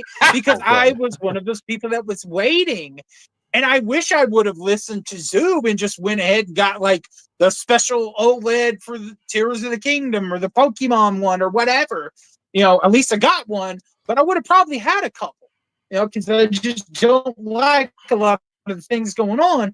But I was right there for it. And Donkey Kong, dude, I'm one of the few people that's I love Donkey Kong 64. That's one of the only real games that I remember from that, because I only had a short time You and with the Monster. 64. Barely remember, but I remember that. I remember being blown away by Donkey Kong moving in 3D instead of just 2D. I thought it was so cool because it reminded me of the I think the cartoon or something. I don't know. There was a cartoon or something. It reminded me of that. And Donkey Kong cartoon. And I was like, man, this new Donkey Kong game looks so cool. It reminds me of Hulk Ultimate Destruction, because you can destroy all kinds of stuff and break everything, and it looks really cool. That's honestly the game that I want to play, because Mario Kart World just looked to me. But I mean, I can't with the price hike thing, and knowing that they just did it just to do it, and then just the key card thing, and then a lot of other things I have a laundry list. If y'all want to see the list that I have of requirements Phil's for what demands are wild. to buy one, I will go over it, but it's a little long, but I'll let other people talk, and then I'll tell you. I'm a man of simple demands. All I want is a good quality classical Zelda and a good 2D Mario game. That's all. I mean, so if I can jump in. Yes. Okay. Go ahead, Phil. Yep. No, I want to let Phil finish up. Sorry to interrupt. I was gonna say, I mean, I could go through the list of my requirements to because I wrote it down. Like, let's see, for me to get a Switch 2, one, revert all Nintendo Switch, Switch Lite, and Switch OLED amiibo accessories back to the pre-tariff price. Oh, And fuck. honestly, they should discount it. They're probably not going to do that. They're probably not going to do it. But Phil, you you're know, done, man. like we said, they're just doing it. They're just doing it because they're not doing it for Switch 2 yet. They're just doing it. And then 2, get rid of the key cards completely, obliterate them from existence. Don't want nothing to do with them. They need to be thrown away. And the only people, they need to be obliterated so much that they become so rare that scalpers want them and they're trying to sell them like Concord. That's how bad they need to be eliminated. They need to be eliminated that bad. Oh, 3, man. stop charging for the garbage C button in the tutorial game. That is so messed up. That is so messed up. That's an easy demand. Yeah, welcome to her. Should have been a pack-in. It should be $0. Yeah, There's no argument with. Welcome. If anybody argues that that it deserves to be a price, they're crazy. That should be $0. Sorry, Prime and OJ. Prime and OJ. It's just it baffles me. It baffles me. 4, stop charging $80 for video games because we know the quality isn't there to charge $80 per game. And that goes for any of the companies. It's going to just set the bar, make games more expensive. We're getting close to paying $100 GTA 6, baby. standard edition of the game at this point. GTA 6, baby. Maybe bring back Nintendo Selects because we haven't seen them in a long time. And then keeping this, I put this note: Witcher 3 Complete Edition on the Nintendo Switch has been selling on eBay for around $35. It's a way better experience than any of than your $80 Mario Kart. I'm sorry, it just is. It just is. That's my opinion there. So there's that. And then 5, fix. I mean, Mario Kart 8 Deluxe to me is, with all the DLC on the card, is probably a better experience. But I have an idea for Mario Kart where I think could have been better. I'll tell you all that later. But fix all the weirdness. I don't know. I've seen some things, so y'all have to explain this to me. But fix all the weirdness with the bricking of the Switch 2, the OS, the terms of service requirements, the download to update to play. Because there's like some kind of download update. Some of that was fake. Enhanced edition. One game that will not work unless you update. Like you can't put certain Switch 1 games in Switch unless you have a console update. And that needs to be gone. Like if you put out an OLED or whatever and it fixes it all, fine. But just get rid of that because being able, if you want to ban somebody from playing online because they're doing something malicious and wrong with their account, that's one thing. But bricking consoles and it's in your terms of service or whatever that is so messed up. I don't like it. I would never take the Switch 2 online because of that. Never. I just never would. 6, make the popular N64, Game Boy, GameCube games physically in a cart collection like Mario 3D All-Stars. This isn't mandatory, but I really do not want those games tied to an online service. At least minimum, make them be able to be purchased digitally. People should get to own those games in some way, shape, or form without you tying it to a membership. I hate it. And then finally, get some more games. 2D Mario, your Xenoblade, your Fire Emblems, but I want a brand new, exciting IP that is the equivalent of the Rainfall Operation games on the Wii, where it's a mind-blowing experience that makes people forget about all of this bad stuff that Nintendo is doing and run out and get the Switch 2.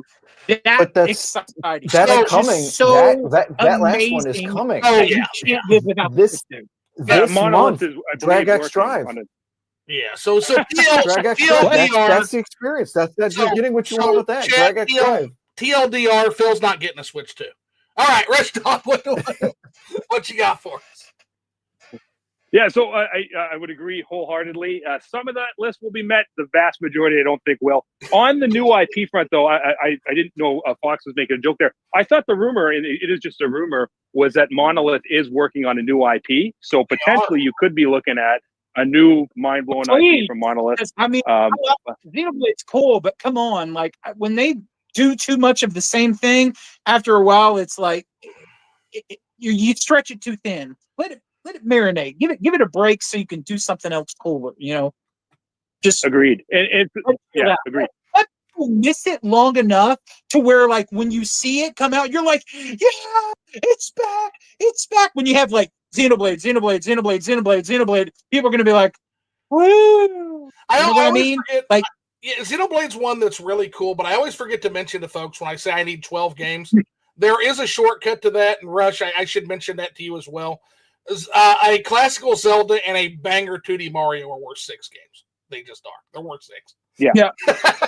So Yeah. On the Xenoblade front, Phil, you're making a great point because the Switch is 8 years old. I know some of them are ports like X in the definitive edition of the original, but we basically had 4 Xenoblade games on Switch 1 in 8 years, so a game every 2 years roughly. And if you count Torna as a separate game, that's 5 games in 8 years. So that's a lot for Xenoblade. So hopefully, fingers crossed, there is a new IP there. And we clamor for Xenoblade in 2030 or something once we've had a bit of a break. So no, I'd agree wholeheartedly there. The thing I wanted to add was I just agree. I'm the exact same position as Fox when it comes to game cards. I refuse to buy one. I would love to try Bravely Default. I'm not going to buy a game key card. And so when I look at what the Switch 2 offers, I basically ignore all the game key card titles, which isn't ideal. Obviously, if some of those games were physical, I'd be frankly would have purchased a few of them, including Bravely Default. But I look at what the Switch 2 for what it is, and even without the game key card titles, I think there's a lot of value there right now. And actually, when we're talking 2D Mario, I wouldn't say it's a banger per se, but there is a rumor going around that there's, and of course, just a rumor, so take it with a big pile of salt. But there is a rumor that there's going to be a new Super Mario All-Stars collection for the 40th anniversary of the Mario series. And the rumor is actually expanded, guys, because the rumor is actually expanded to just be a 2D Mario All-Stars Plus. Wow! And if that happens, but if that's true, that could actually make me go. If you give me Mario 1 through 4 and New Super Wii, I don't give a fuck about the others. But if you give me, because we already either have access or I don't care, that counts as 6. Why? I want to ask you all a question. Do you think that they will eventually, like, maybe we can get all this stuff worked out, with the tariffs and get everybody to like agree to things and just balance to chill things out? I don't expect everything to just go back completely to normal. Do you think that eventually the price will go back down on some of this stuff? Or do you think it's just going to stay the way it is or always go up? Never say never, but historically, prices rarely reverse. Well, I was just going to say, historically, video game consoles would drop in price. And Phil mentioned the Nintendo Selects line. That was as recently as the Wii U 3DS generation. Nintendo would have $20 titles for some of their big hits, that were a couple years old at that point. So that's something, you're probably more familiar with the Player Select or Player's Choice line on the SNES too. But they used to do that. And of course, they used to drop console prices.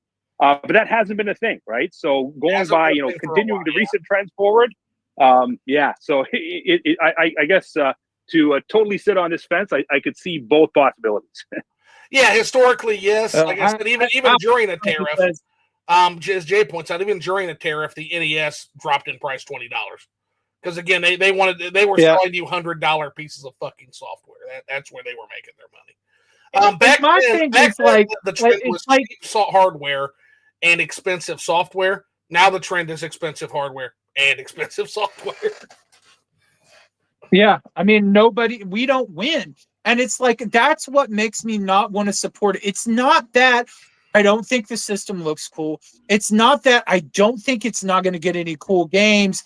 It's that it's the principle. It's like, if I support this, I am telling them that I'm okay with the increased prices. I'm okay with the key cards. I'm okay with being taken advantage of and other people being taken advantage. And I can't support it. It's not that I don't want to play some of the games, because I know it's going to have some good games. I know it is. Donkey Kong would have been enough for me. If they didn't do all this other stuff, I would have been a day one buyer of it. I wanted to be. I was waiting for it. That's why I'm so disappointed. I'm so disappointed because there's just so much weirdness going on with it. It feels That's true. the opposite of a Nintendo. It feels like Microsoft secretly bought Nintendo and now they're screwing Nintendo up. And I'm like, I don't recognize this company. I just don't. I don't get it. Like, well, and I mentioned in that podcast the I did with you, the Fox, pack-in that game this is the destruction like the of horse Nintendo. harbor. This is the this could be seen in some ways as the destruction of Nintendo's reputation to gamers as that company that was immune to some of this stuff. And well, if it makes you feel better, Phil, what I will tell you is, and I take this more in stride. I know you're disappointed, buddy, because you were excited for this. I was not, and so I just took it in stride. I'm just like, yep, I know that shit sandwich is coming, and when it came, I'm just like, yep, okay. But for you, I know you were disappointed because, again, hashtag Zoo was right. It's not too early for that. But, yeah, I mean, I literally just went out and bought an OLED and a Pro controller. So, I mean, here's what I'll tell you, though. You could have had my cell, Nintendo. You could have had me on the next gen system. Here's what you could have had me buying the Donkey Kong. You could have had me locked in. So, Phil, you're a tier 2. You're a tier 2 non-customer. I'm currently a tier 2 non-customer for different reasons. What I will tell you, because it seems like one of your reasons for not buying a Switch 2 is you don't want to reward this bad behavior. And I agree with you. I literally made a video that said called gamers the worst customers, and it's exactly about this kind of thing. But what I will tell you is at a certain point, you can throw that guilt away if you do decide to buy one, because at a certain point, Phil, the market will have spoken, and it doesn't matter what your protest dollar says. So if we get 5 years into the Switch 2, and it has sold 100 million copies, at that point, it doesn't matter because the market has spoken.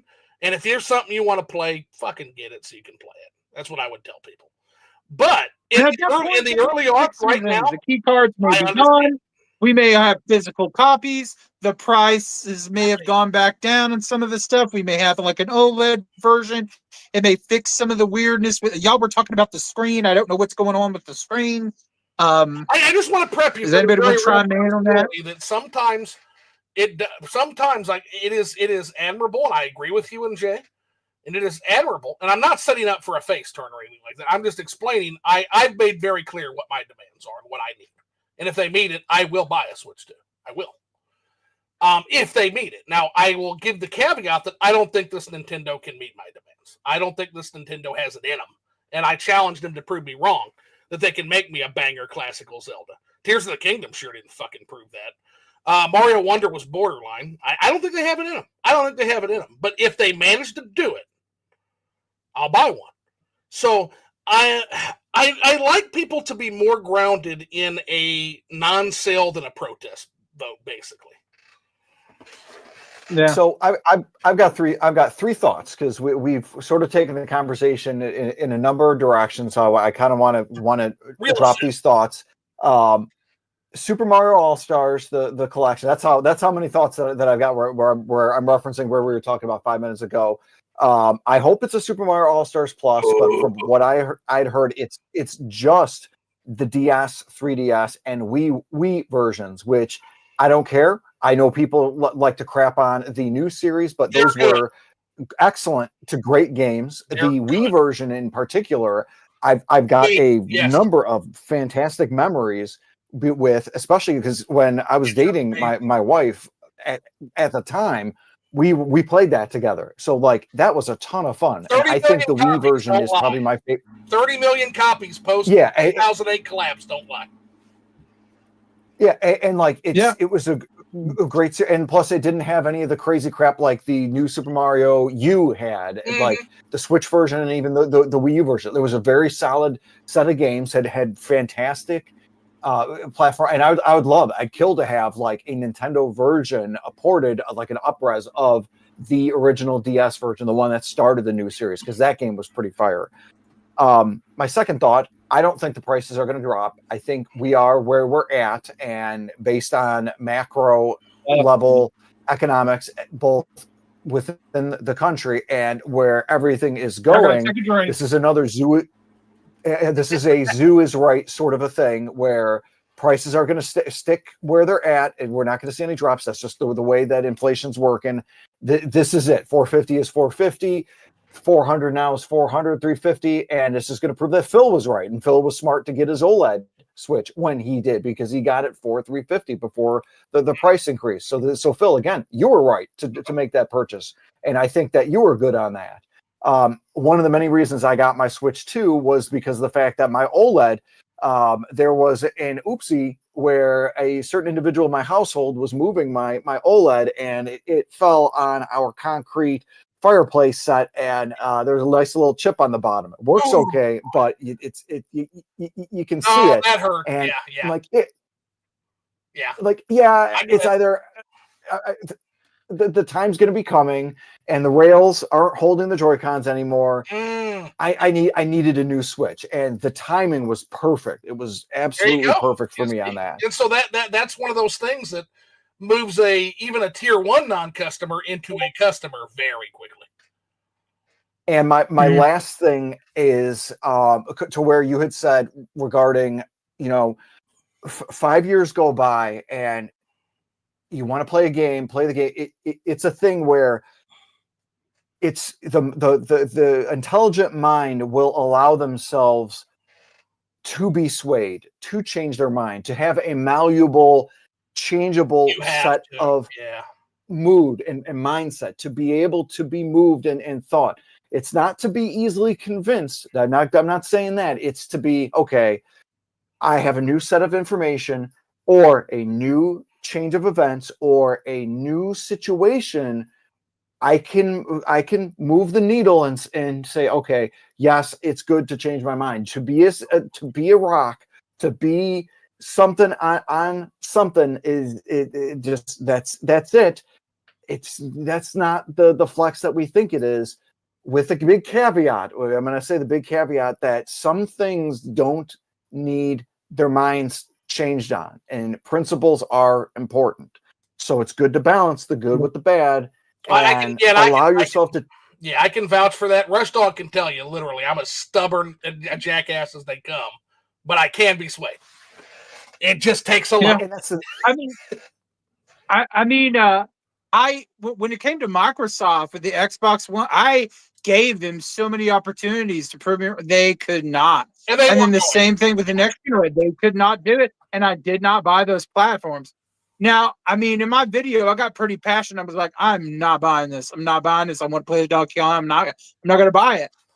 We don't know what's going to happen. We don't know if they're going to fix some things. We don't know if they're going to iron out some things. We don't know if they're going to get, it's possible. And then in that time, maybe several years down the line, I might change my mind. Phil, hypothetically. But that's why I got my OLED. And I saw Mandy say, how did I know to get my OLED? Because I don't want to, I know she's watching. I knew to get my OLED because they said the day that it was going to happen. And I literally did it like an hour before. I did it the night before because I thought it was going to take effect that at midnight exact. It didn't take effect till the next day, probably like sometime in the morning. And that's when Wario64 was posting about it. Yep. So I bought it the night before. And I wanted to get two Pro controllers and 2 Switch OLEDs. Didn't have enough money to do it. Just went ahead and did what I could. But so that's how I knew on some of the battery stuff. Eventually, those batteries degrade and pop over time, whether you use them or not, Phil. So that was one thing where #Zoo was not right on. So I'm glad you didn't buy 2, because my stupid ass had already done that, and the battery's going to degrade over. Apparently, with those batteries, they degrade over time anyway. So oops. Well, you could just have both and then just swap them, like one for this thing, and maybe use one for like. Take where you want, and then one stationary when you want to play on the TV. Yeah, give it to a family member. Something. Yeah, I'll figure something out. Yeah, something like that.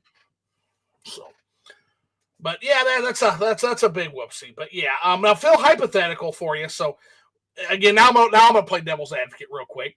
If suddenly there was a indie pack with Void Stranger, Fear and Hunger, Ardenfall, UFO 50, and Heartworm on Switch 2, what would that do for you? Is that the only platform it's going to be on physically? No, because that's getting ridiculous at that point. But it's on a cartridge. Well, if I could get it on another platform, I might. Okay. But like, if it was only on like that, like it's only going to be on like the Switch or whatever, Switch 2, then man, I'd probably have to throw down. Even if I didn't buy the Switch 2, I would at least buy the physical game and just keep it on my shelf, because that's what I did with the Switch. I didn't have a Switch for like 3 or 4 years, right? Yeah. And I bought games for it because I knew that I was going to eventually get one. And I remember people were like, why are you buying games for a platform you don't have? Because when they're on sale, you buy it. And I know I'm going to get the system eventually. I'm building out a library. But you see, I'm not buying that full price. I'm buying them on a sale to prepare for when I have the system, because I hate when you have to buy a new system and then buy the games and buy the accessories, buy the memory card, and then you're out like $1,000 or more dollars. You're out like $1,500. I did there. Be that way. You see what I did there? I met you where I knew you would want to be. Now that's not my fucking job. That's Nintendo's job to do that for you. Yep. But the point being, it can be done. It absolutely exactly. And the point is that there might be something. I'm not an unmovable rock, except Microsoft, because Microsoft sucks and they hate gamers and hate you into a tier 2. They hate everybody. Yeah, you're never. Yeah. Yep. My point is, I don't think Nintendo has turned either of us into a tier 3, like just an absolute refusing, like at the very edge of tier 3. I'm close. I think we're skeptical. I'm close, but I'm not there yet. Yeah, you're farther than I am. See what they do for sure. But it sounds like Zoo, you're at 2.0, and Phil, you're at about 2.8. Yeah, Phil's close. Phil's close to 2.9.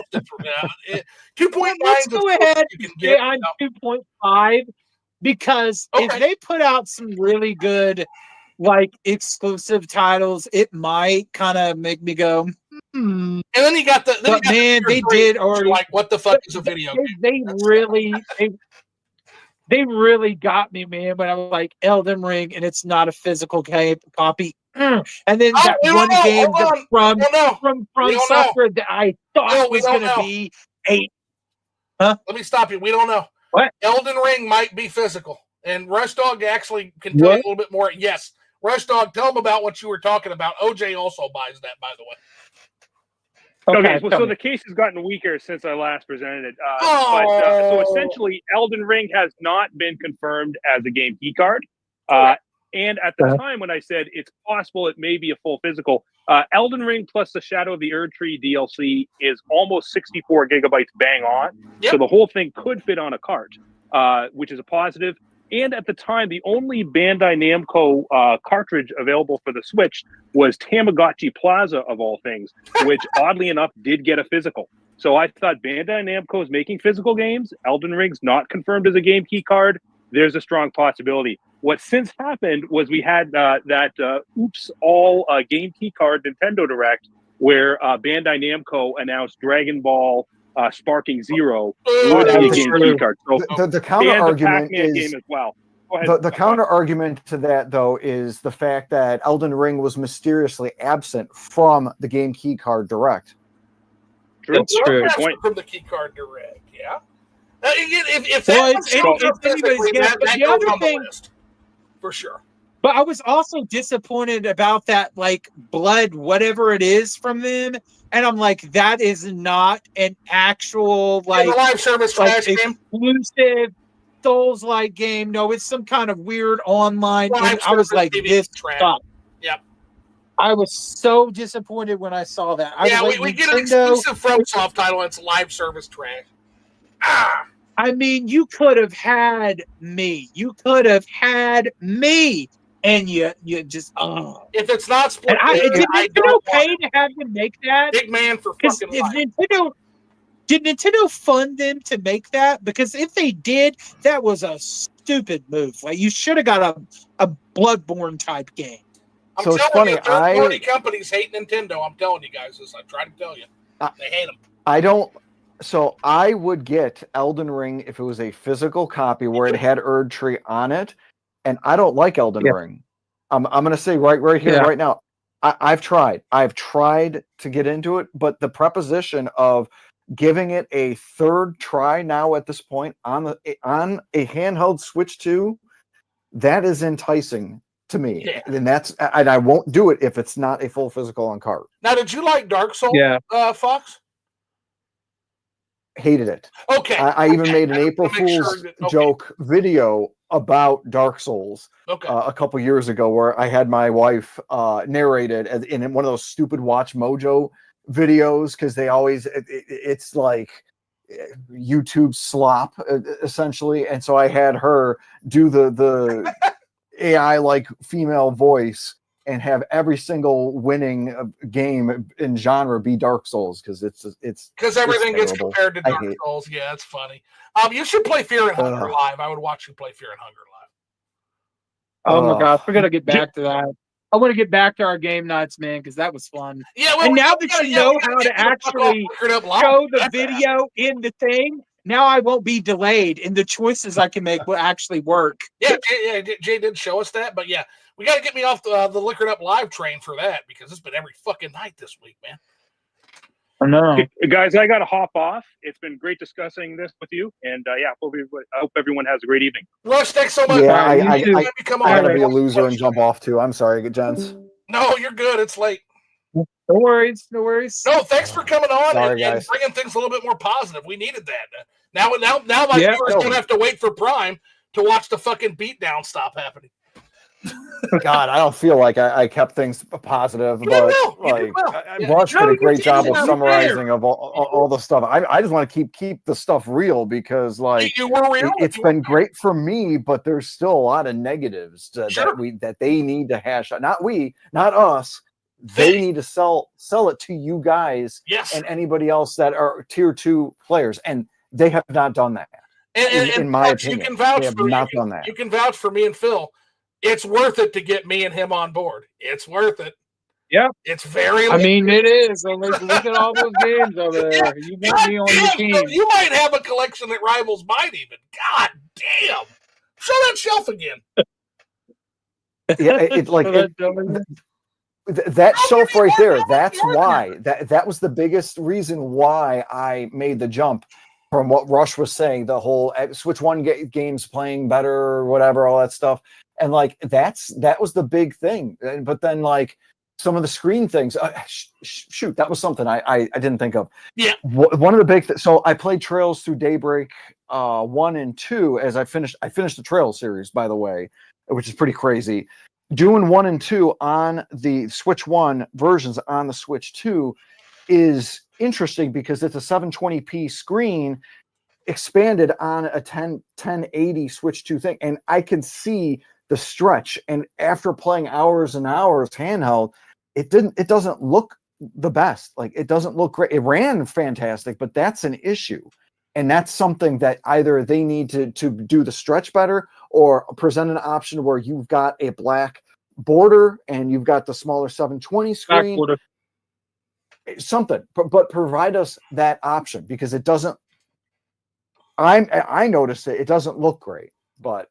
So, alrighty, gents, I'm going to hop off. I'm going to be a loser. Guys, real quick, go check out, and I'll link this stuff too, Inferno Fox's channel. Rush Dog doesn't have content, but you'll see him around if you're in the bar or around Twitter. Definitely check out Inferno Fox's content. He just did a great piece on the Switch 2 and kind of what he feels like a month in. Really cool video. Highly recommend it. And I have one last question aside from did you have fun? So I'll just ask that. Did you have fun, Fox? Oh yeah. Apologies for the last minute jump in. I appreciate the invite. And the second question I have: Harvestella Switch 2 edition when? Not soon enough. Not soon enough. It's one of the biggest unsung heroes of the Switch 1 era. I love it. I don't even have that game physically. I need to get it. You do. That needs to be immediate. I couldn't believe, because what was it? Alex Quality Gamer was one of the ones that she did the what a collab with me, and she suggested that for her thing, and it was even like a spoiler cast thing, and I totally forgot what her spoiler was when I jumped into Harvestella, and it was amazing, absolutely. Yeah, and Blake, you do need to get back into Harvestella. Yes. Just 75% RPG, 25% farming sim. It's not 100% absolute batshit crazy, amazing Final Fantasy 1-esque story. You have to play it. But it's Wow. and it's beautiful looking. I'll too. definitely have to pick up a copy then. It's so good. It reminds me in so many ways, vibes-wise, of old school FF1. Strangely enough. So that was one of the games that I played this year to completion. That and Expedition 33, Metaphor, and I'm going to do a top 25 in 2025, and Harvestella will probably be within the top 5. It is. I enjoyed it, but more than Expedition 33. I know that much. Oh, okay. Final Fantasy 1 is it's so good. And it can literally make your party however you want. Try a party of 4 white mages if you want to suffer.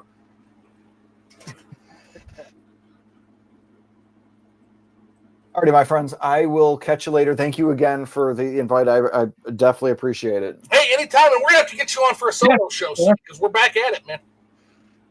Yeah, it definitely.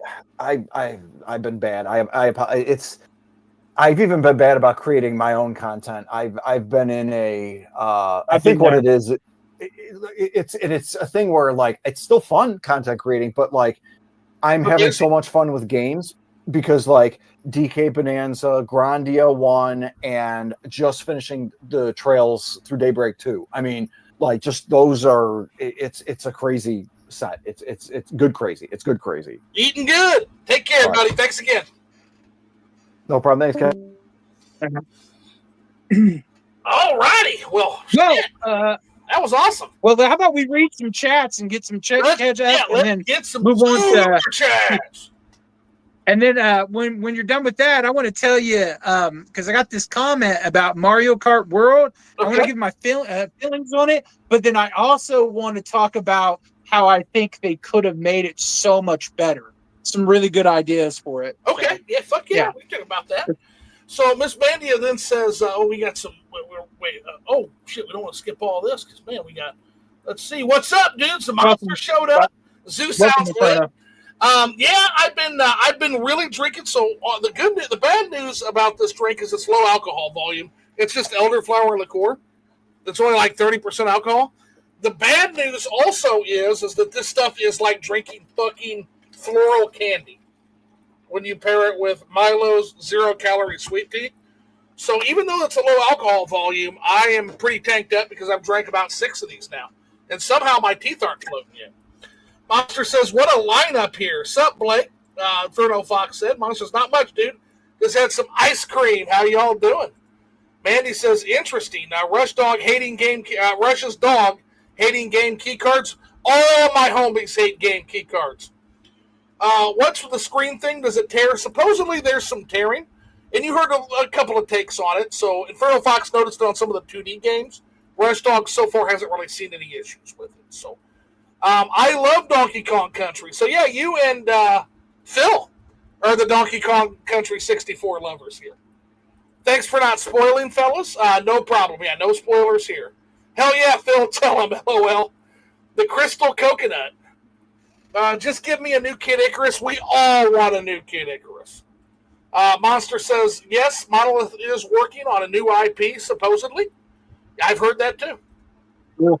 Miss Mandy, and you answered Miss Mandy's question. She said that's smart. Good timing on that, man. Great chat, fellas. I need to go back to Harvestella 100%. I just hate the side quest, but yeah, the story is batshit rad. It's so fucking good. Wow, looking forward to that about Inferno Fox. Thank you again, Phil and Zoo. Appreciate it. Inferno Fox, anytime, open invitation, man. And thanks for coming on and giving at least some perspective, aside from Switch 2 skepticism, because we get a lot of that on FlippingTheS'Wit. So, all righty. So you mentioned Mario Kart World. You want to talk a little bit about Mario Kart World, a game neither of us have ever played, and yet we both have some misgivings about. What do we got for me? Well, I've been getting comments from people that are talking about how World just like there's something missing from it, and then you just see all these like negative videos about it, and I said, just by looking at it, like watching footage of it and seeing it, it's like Mark, my thoughts on it are, because I made a note on it, and I said pretty much Mario Kart World just seems so lifeless and empty. And then I also agree that it's kind of weird to be playing as like the cow or other background animals or creatures that have been in Mario Kart like levels. I am Right? savage It's like, constantly why on are Player you Essence playing as stream him? because I'm a cow hater. I get Like, every time I'm on there, I get savage by that chat because they're like, "Boo, cow hater, get out of here!" Because people love the yeah, cow, and I don't understand that. like here, like listen. Instead of having like animals or critters that nobody really cares about, how about you get some iconic Nintendo characters? How about Rob the Robot? How about Mr. Game and Watch? How about you take a little bit of Smash Bros. Ultimate and stick it in Mario Kart World? How about we get like the Final Fantasy characters and like Bayonetta in there? And how about you could even make it to where what explains it, there's dimensional rifts open up. You drive through them. There's like boss battles or something on like the kart racing that you have to take them down. And it explains why all these non-Nintendo characters are actually in this game. It's like taking Smash Bros.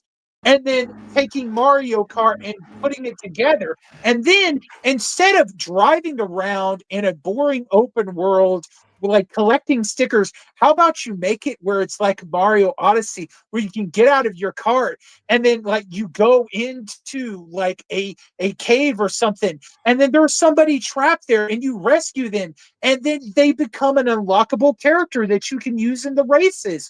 Or maybe you find some like collectibles to upgrade your cart or something, and you're playing actual Mario type levels in Mario Kart World to collect things and find new characters to unlock, but then you have the actual racing with a really awesome story mode wrapped into it to explain all this. Like, it would make Mario Kart World so dang cool if they would have done that. So, And I was able to think this up in a single comment to somebody on YouTube, but Nintendo, with all their money and all of their PR people or whatever, they can't even think of anything like that. it's not And that I'm like, it's how not did you drop the ball? It's Nintendo is the most creative minds in the entire industry. It's not that they can't; it's that they feel like they don't have to, right? And Exactly. we've And all that's seen why they're what not Nintendo. We've seen what they're capable of when they need to be capable of it, time and time again. And we got a question from Mario 2000 I want to answer after this. But to respond to your point, I agree with a lot of what you say. I don't want Mario to become a big Nintendo Universe crossover. Okay, we already have a game for that. Okay. It's called Smash It's Brothers. still done that without the like gift characters. You could have still done it with like the Nintendo based characters. You could have put in some kind of like big boss fight or something with some that I agree with. or whatever So on the here's my road vision. or something. Here's my vision for what a Mario Kart world could look like. It used to be that historically, Super Mario Kart levels were drawn from and inspired by the Mario game in that generation. Look at the courses in Super Mario Kart. They were drawn and inspired from Super Mario World. Look at Mario 64's courses. Kart 64 were inspired by the Super Mario Brothers game, 64 game, and so on and so forth. So with this game, we don't really have that 3D Mario because they did it ass backwards. We don't have the 3D Mario to introduce the system. We have Mario Kart to introduce the system. But you know what we never did? We never did a Super Mario Odyssey inspired Mario Kart game. So why not do Mario Kart World and make it just like the expanded Mushroom World in Odyssey, where you have the different kingdoms, and those kingdoms are used to inspire and make racing tracks. Combine this with having more classical Mario universe characters in the game, and then also have a story mode like Diddy Kong Racing with boss battles and all that shit you mentioned, and do the side quests in the open world, like, oh, this character needs help finding engine oil or something, and then that unlocks that character. When you do Daisy's side quest, Daisy becomes a racer. or Ludwig becomes Exactly. a racer. That's what I would. I mean, you could have made it. And see, they have the perfect example of how to do something like this with the Mario movie. Because look at that. When they went to DK's like country It or was a jungle. kingdom, Yeah. it was all about racing. They went from the Mushroom Kingdom, it was like nothing like that, and then they get there and it's all racing. It felt like a That was seamless, really big, unique and giant cool. world. Yeah, that was That's really cool. what you could have done with Mario Kart World, but you didn't do it. The movie showed how to do it, and you didn't do it in the game. I love how even the fight between him and Donkey Kong was like Smash inspired. Like it had the old school Donkey Kong with the girders, and then it also kind of was like a game of Smash Brothers in a way. They were trying to knock each other. It's really cool. Really cool stuff. So Mario 2000 has. I just don't. It's like the world part of it was tacked on as just a buzzword and a selling factor, and just to make people get. And I've been seeing people. It's like, oh, it was kind of cool the first like week, and now it's just like. Well, and here's the other part of that, Philly. I don't even know if I do an open world. The more I think about it, the more I think you got a fucking real point there. I don't even know if I do. Yeah. Maybe just do a good story mode and make the courses and the characters based on Super Mario Odyssey. That's what I would probably do. Take it to where you literally had every single Nintendo character show up in some shape or way or form from the very beginning all the way to now, and then make it to where it's like Mario Kart World, where it's a celebration of Nintendo from the beginning to now. So you got the robot, his little robot car, I'm he's not racing sold or whatever. on You that got though, because Mr. Game & Watch. You have all these like characters. Because some of those characters showed up in Smash Bros, but then they're not in Mario Kart World. They're Nintendo characters. Just put every single Nintendo character in there, every one of them, and it would have been like a world because it's the world of Nintendo. It's all the Nintendo characters in one part racing game. There's definitely precedence for it, right? Because you could do like you said, the dimensional rips, a la Smash Brothers. I'm more of a fan of keeping Mario coherent to the Mario universe, and maybe that's selfish because I'm such a Mario fan. But it could work. It could definitely work. But I mean, Link is in Mario Kart 8 Deluxe. That's why I'm saying all the Nintendo characters. I hated that. I hated that. And fucking. Well, no, it's not that I liked it. I'm just saying, like, he was there, so that's why I'm using that as like, if he's there, then why can't Metroid? No, you're right. There, and the answer is that it should be a Mario Kart game. But again, you're right. It already happened. They could do. Maybe they should change the name and call it Smash Bros. Kart.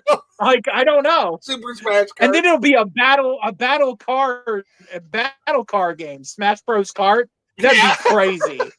Let's see, Mario. So I just struck a car game and Mario getting like turtle shell. A Gatling gun and shooting everybody, dude. That would be cool. I would now it's Twisted Mario instead of Twisted Metal. So, he's got his blue shell cannon shooter and he's blowing everybody away. Let's see. Oh, that would be so awesome. Alrighty, so Mario 2000 asks, do you think that the Switch 2 will be the same as Wii U and 3DS? Because during the first few years for both systems were not that great. What are your thoughts? No, I do think that this system is going to be much more successful than either of those two systems right off the bat. There is a Pokemon game coming. Now, I am concerned with cannibalization because that game's also on Switch 1. So there's a question of how many people with Switch 1s will just buy that Pokemon on Switch 1. So I'm worried about that. But the thing is they really position the Switch 1 well for its first year. It's in its launch honeymoon, early adopter phase right now, Mario 2000. And then that's going to be followed immediately by a holiday season where everything sells out again.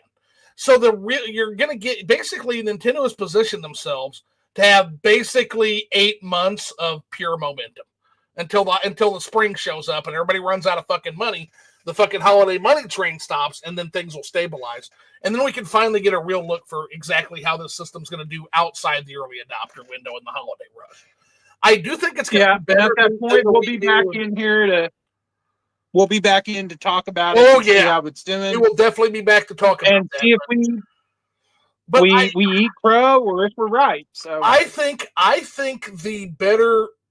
analogy would be NES to Super NES. I still stand by that. Yeah. In terms of the decline. Yeah, I really do too. I feel like it's going to sell well because it's Nintendo. I mean, it's going to sell good enough.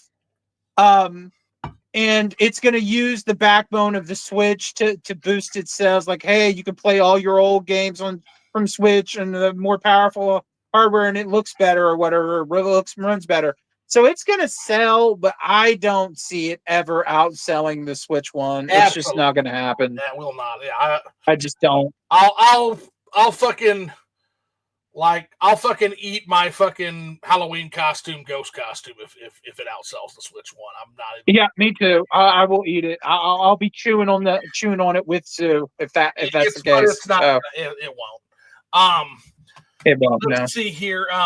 Even if it was a perfect, even if it was like another just absolute bangerang with no controversy, though the world now is different than the world in 2017, and it's a shitty. Yeah, that alone takes care of it. Like, I mean, Switch One, the macroeconomics came out are in reverse time.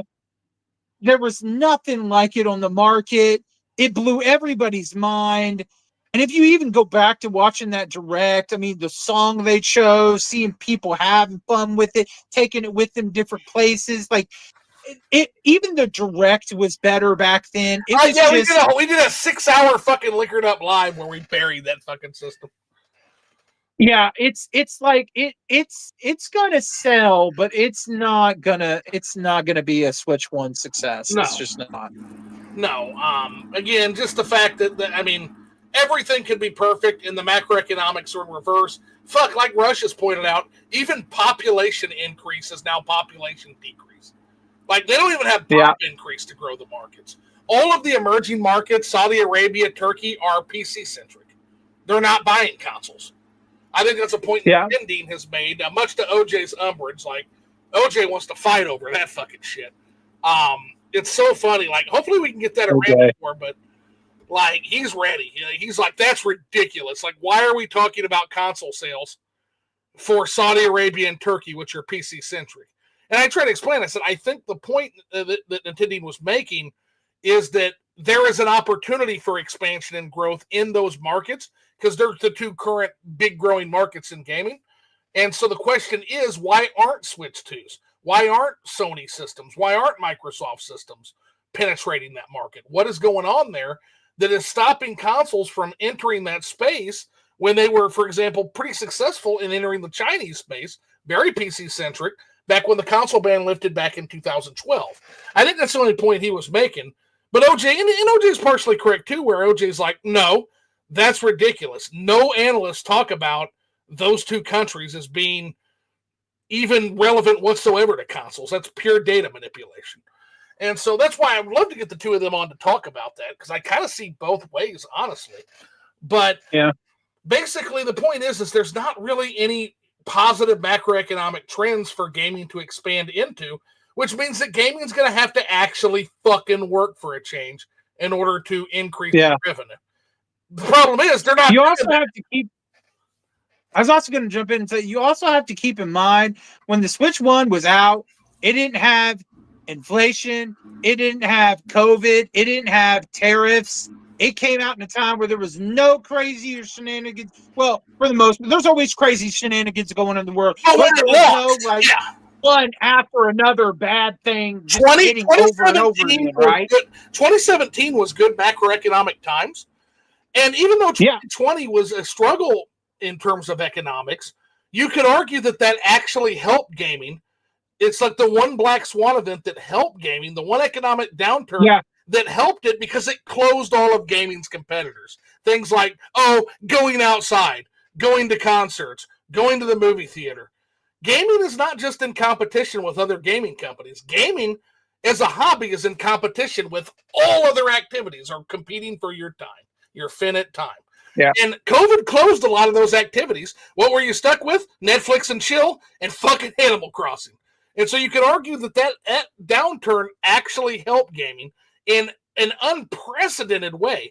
So Nintendo Switch had lots of good economic heyday years, followed by a black swan economic downturn that you could argue helped the game industry uniquely.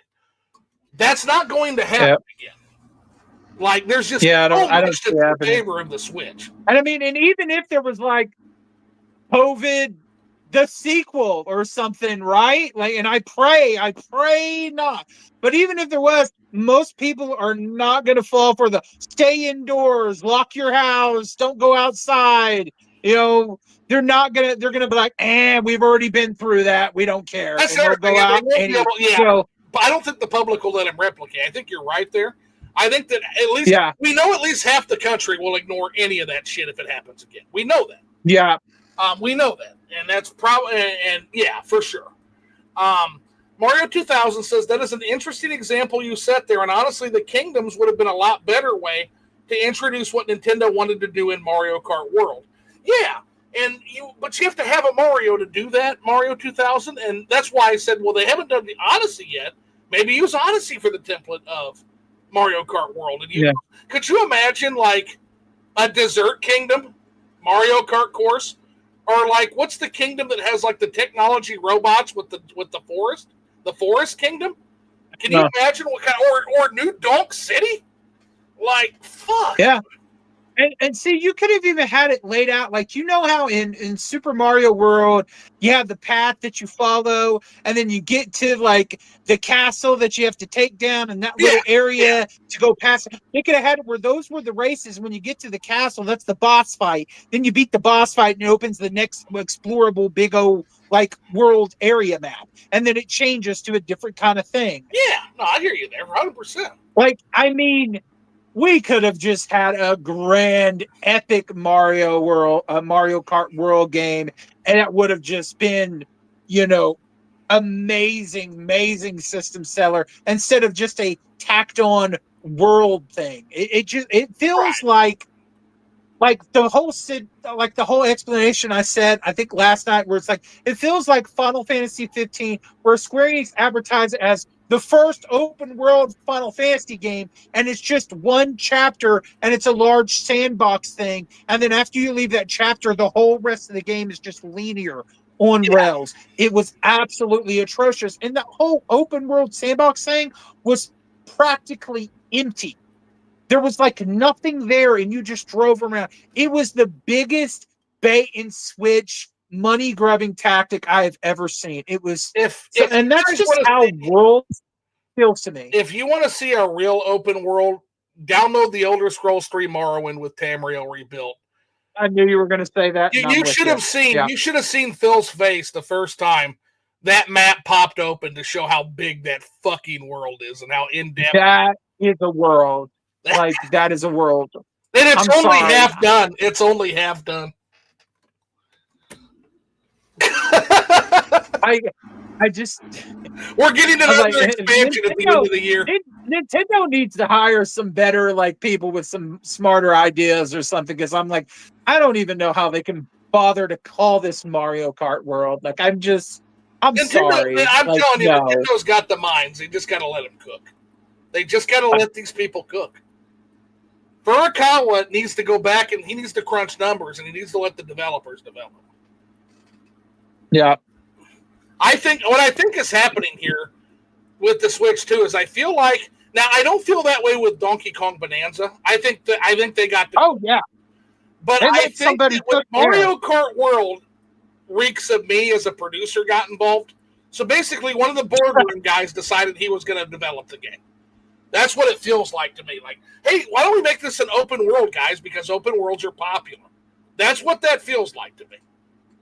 That feels like a producer interfering with the director of the movie. Yeah, the monster says, "Got to run, fellas. Have a great night, Monster. If you're still here, thanks for coming in, man. We're gonna have to get you back on too."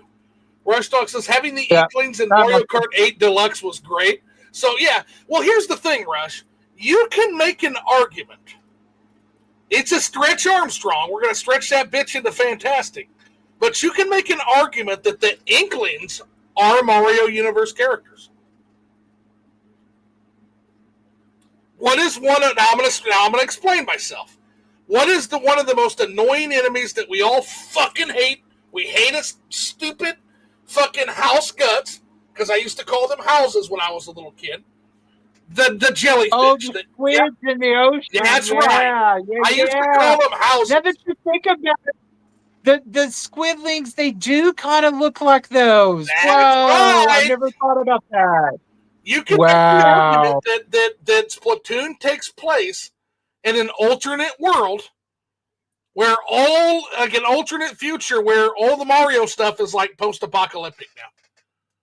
Takes place in Mario Odyssey world. Well, Mario Odyssey world, it is done so. It has been done so for hundreds of years.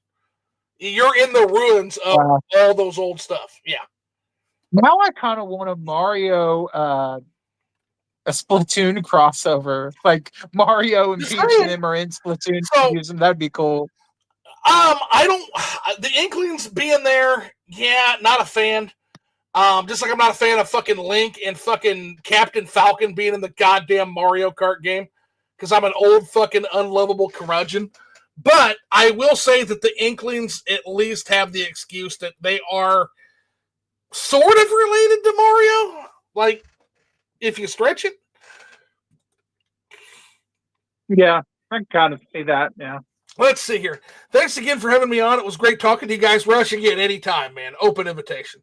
Upper Nimbus, late to the stream. Hope you guys are well. Nimbus, we got to get together with you and Nish quick to talk Xenoblade 3 because I'm done. So, yeah, we got to talk. Let's see. Mario 2000, the Switch 1 has a great library already. Honestly, at first, the Switch 1 was not that great. While Breath of the Wild and Mario Kart 8 Deluxe were great titles, let's be honest, it should have had more than it did. I think in the end, he says. Now, so here's the thing. I think for a lot of customers, you're right. For me, I jumped on that shit immediately because that was the first classical Zelda game since goddamn A Link to the Past. I wasn't going to miss it. But like I've been waiting for that Zelda since 1992, man. I've been waiting for that fucking particular Zelda game. So I was super excited. But for people that if Zelda's not your jam, or if you think Zelda's good, but it's not one of your main draws, yeah, definitely the launch was lacking. It launched with that, fucking Bomberman, fucking Snipper Clips, and that piece of shit 1-2 Switch game that nobody likes.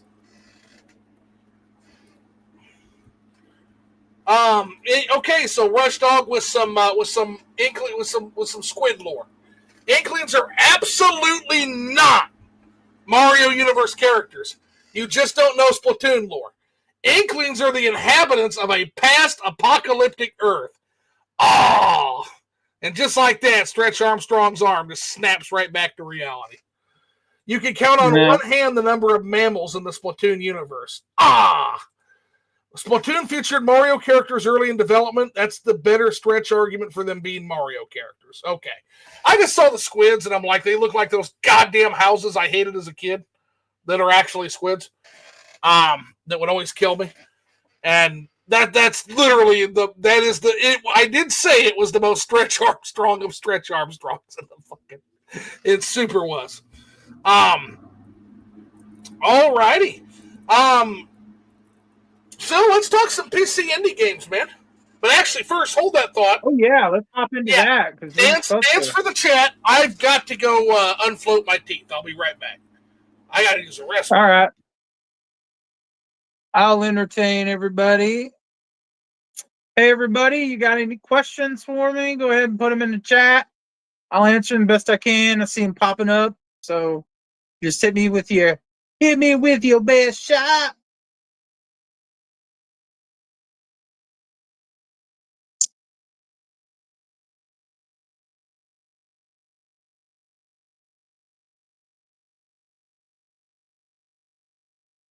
Yeah. Who's ready for that new Resident Evil game that's coming out? I haven't even played the other ones yet. Haven't even played them. My backlog is so massive, y'all. Way too massive.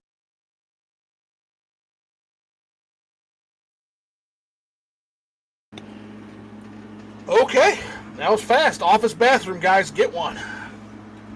So, yep.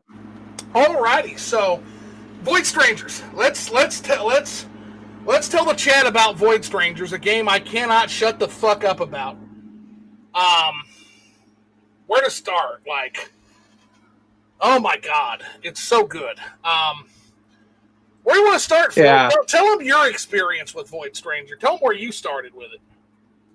Well, I started with it by watching you stream it, and at first I said, "Oh, this is like a Game Boy game." I just thought he was like emulating something, playing some old Game Boy game, and I saw it, and it was like, the pixel art. It's very simple, but you could tell there's like more detail in like the character portraits. They're so detailed. They're so nicely detailed. And then the music is just so lovely.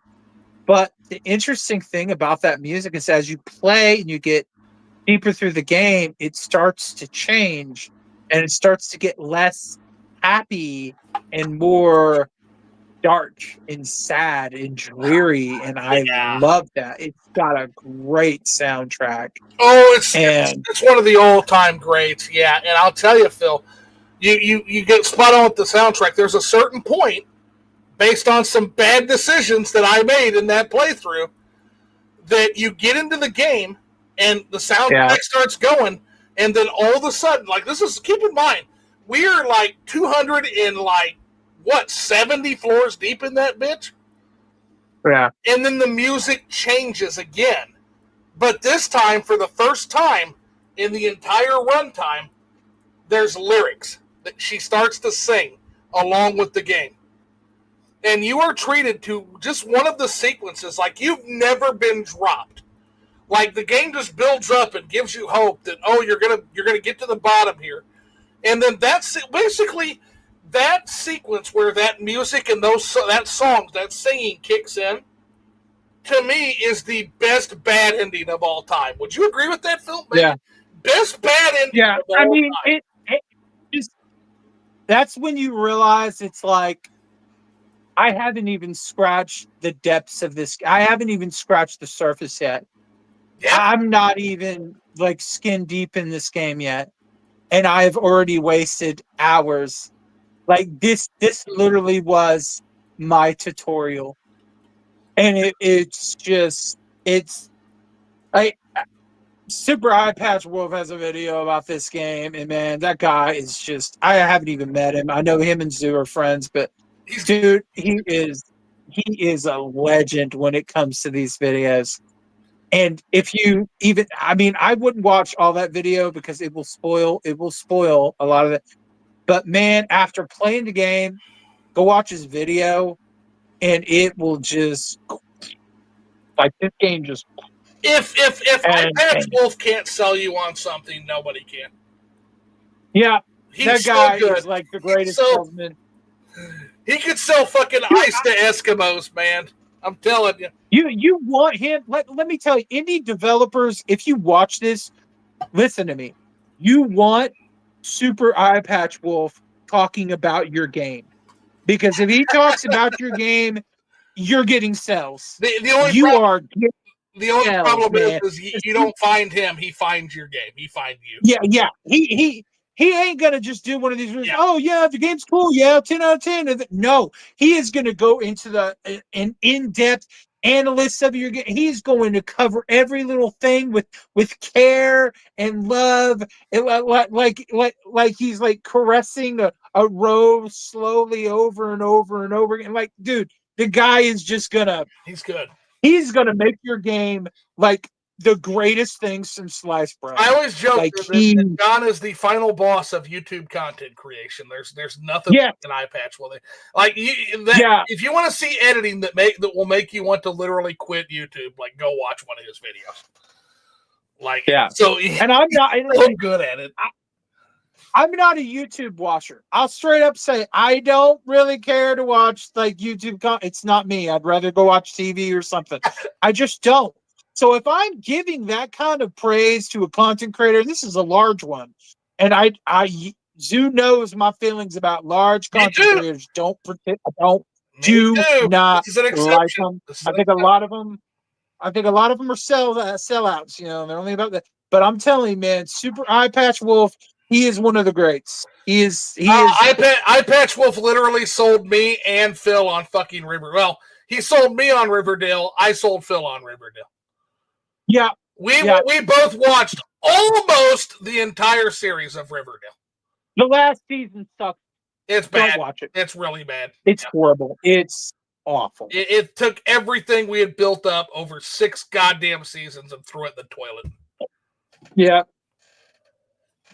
But dude, like Void Stranger, like it's a game that just sets with you. Like I remember being younger when I would play games, and then you can't stay up late because you got school, and then you go to school, and then the game you're just sitting there, the clock's ticking, and you're just sitting there fantasizing about the game. You just want to get home and play the game, and that is what Void Stranger and these games that we're going to talk about has been doing to me.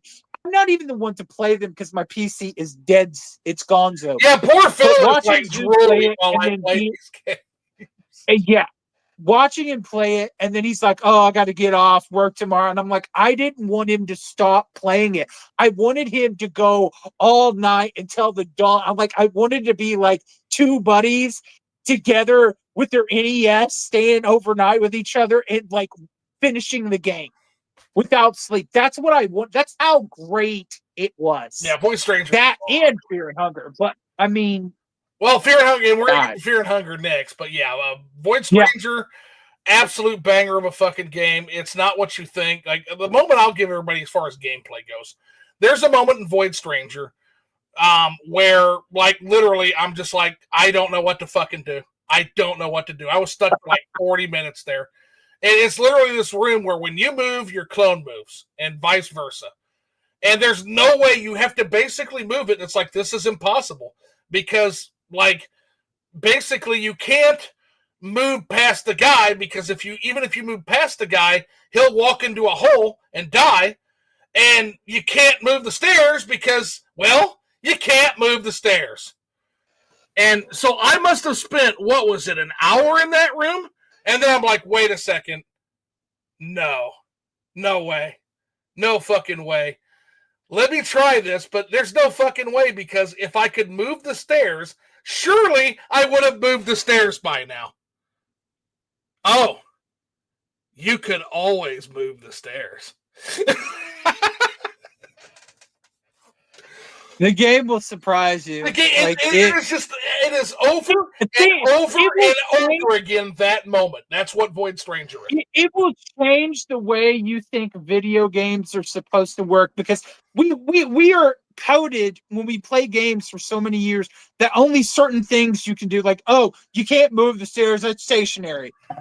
Because it looks like an old, like, pixel style NES game. So back then in games like that, you couldn't do nothing like that. It was unheard of. You can't move the stairs in Final Fantasy 1. You can't do this or that. No.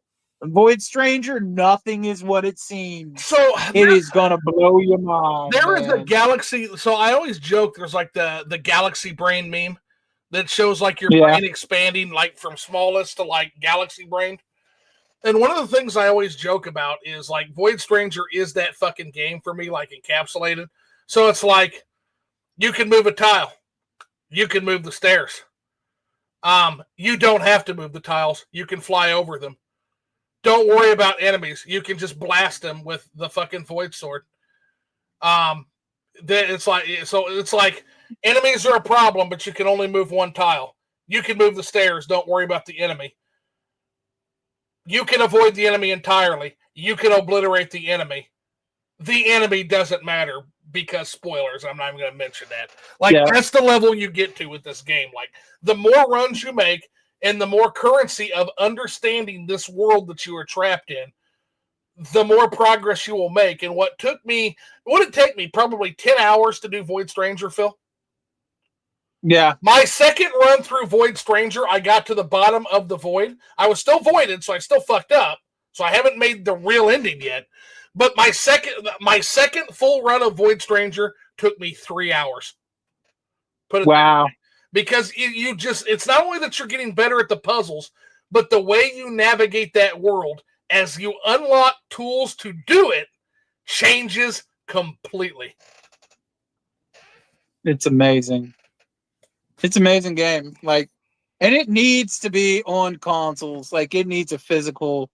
Like that game. If that game gets signed, it is going to be one of the best-selling games on consoles. If it's I'm telling you, marketed right, that is it going has to the be. right push. Oh yeah, for sure. Yeah, that's going to be one. That's going to be one that some publishers going to definitely wish they got. Like, I wish we could get it. Like, I want to sign it. Like, I sent an email. So, Engraving of Healing says, "Yeah, I've got a backlog. No Resident Evil for me yet." And speaking of, speaking of backlog in other games, and speaking of games that have no fucking shot of ever selling well, let's talk about Fear and Hunger, shall we? Oh my goodness! Now, there's a game Take that my is hat off. never going to sell well, and it's very sad that it's never going to sell well. But remember the whole Galaxy Brain talk we just had? Yeah, that's also Yeah. going to apply here. That's also going to apply here. Let me just say, Fear and Hunger is dark. It's darker than Dark Souls could ever be. Oh, It's darker than FromSoft could ever hope to be. It's darker than all of Edgar Allan Poe's poems combined. This game is just you better prepare yourself. This game Because- has this game has monsters that anal rape your character and child sacrifice to get your cut off limbs back. I'm not even joking. A little bit. Yes. You literally can get your limbs cut off in any battle, and then you're just crawling around without your legs. Yeah, Like, you literally in the you don't have legs for the rest of beginning your of the run. game. Yeah. Literally in the beginning of the game, you have all these like barrel. You can start looting. You're like, oh, you hear dogs barking, and you're like, whatever. Let me just ignore it. It doesn't matter. They come up. I could just kill them. I mean, it's big. No. If these dogs get to you, You die. and you fail a coin flip, by They the way, just that you kill can't avoid. They will kill you instantly. Instantly kill you, game over. You have to start over.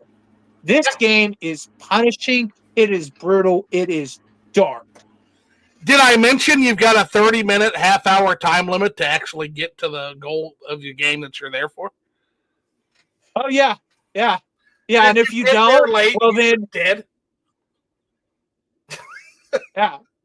If you don't, then it's just like a bad ending. Yeah. You can still keep exploring and punishing yourself, but there's not going to be any point of it because you failed the game. So that happens too. So you got a half hour. Got a half hour to pull this, to pull not what I like to affectionately call Not Griffin out of the dungeons of Fear and Hunger. So you have a half hour to get to Not Griffin. And if you fail to reach Not Griffin by the time that half hour expires, he's just dead. And you were there for nothing, basically. And so, yeah, enjoy your bad ending. But there will come a time when, as you learn how to properly spec your character for the adventure, and how you learn how to navigate the game's world, and the more you learn about what fights to take, what fights to not take, what items to use if you get them, how many characters make up an ideal party, because they also use your food and your sanity. You got to feed their food, their hunger, their sanity meter as well. So you can take 4 party members, but it's not always a good idea to do so. But the more you learn how to properly navigate Fear and Hunger's world, once again, what took probably hours of dungeon diving, you'll be able to complete literally in a matter of probably 10 minutes. Like you can get to a guard in 10 minutes if you're good. Yeah. Our buddy Jay, he plays a lot of RPGs, and he talks about how he loves to grind to be max his level and get so powerful and just steamrolls through everything, because he doesn't want to use spells and all that other stuff and use those weird like speed up things, and he just wants to punish all through. Oh, you can't do this with this game. There's no leveling up. You don't get stronger. Yeah. You gotta use your meat. You gotta use your head meat. The ogres will be as dangerous at the start of the game as they are at the end of the game. They'll be just as dangerous. Yeah. Now you can get equipment. There's no just getting, that, but yeah, getting stronger. Yeah. I mean, this is more punishing. Like, you may complain about Souls games. This is more punishing than any Souls game. This is the developer of this is either a genius or they are just derangedly mad. both. Like, It's both. seriously. What's so funny Yeah. is you were making the decisions, and it's just like the first time we were booted to the fucking knock screen, as the fans like to call it, and you're just like, "That's it." I'm like, "Yep, that's it." Hey, we got it live stream. Phil's like, "What?" I'm like, "Yeah, you're dead. You're starting over." It's like, booted back to the beginning of the fucking game. It's so crazy. This game is just, and I've been thinking about it too. I mean, that and Void Stranger, I'm itching to get back to those. Like, I want to try to see if we can get further now, and I want to. I feel like we've been gone from it too long that I'm gonna forget what I've learned because I haven't jumped right back in it. And that's how it gets you. I've got no because you lose, but then you also learn. And the same Souls has it a little bit, but it's so much deeper and more complex here. Because it's a battle. I think it's way better than Dark Souls, and I love it. It's way better. It's the most in depth I've ever seen because you really have to think about what you're doing, and every decision you make is very, very important. It could either be saving your life or it could be ending a run. Every decision you make, every single thing. Hey, you've got that lucky coin. Do you want to use that lucky coin to survive one of those kill attacks, or do you want to use that lucky coin to flip for loot, or do you want to use that lucky coin to guarantee yourself a save and a bed? That's right. You have to flip a fucking coin in order to save your game. Yeah, the game only gives you one free save? One free save the whole game until much later in, and the rest of the time you have to flip a coin just to save your game.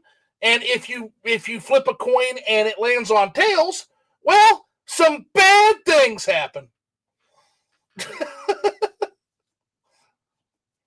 Wow. Basically, you fight the crow model. Minor spoiler: if you save your game and you flip tails on the save, you will go to sleep. And when you wake up, the crow mauler is standing over you, and you get to fight the crow mauler right then and there.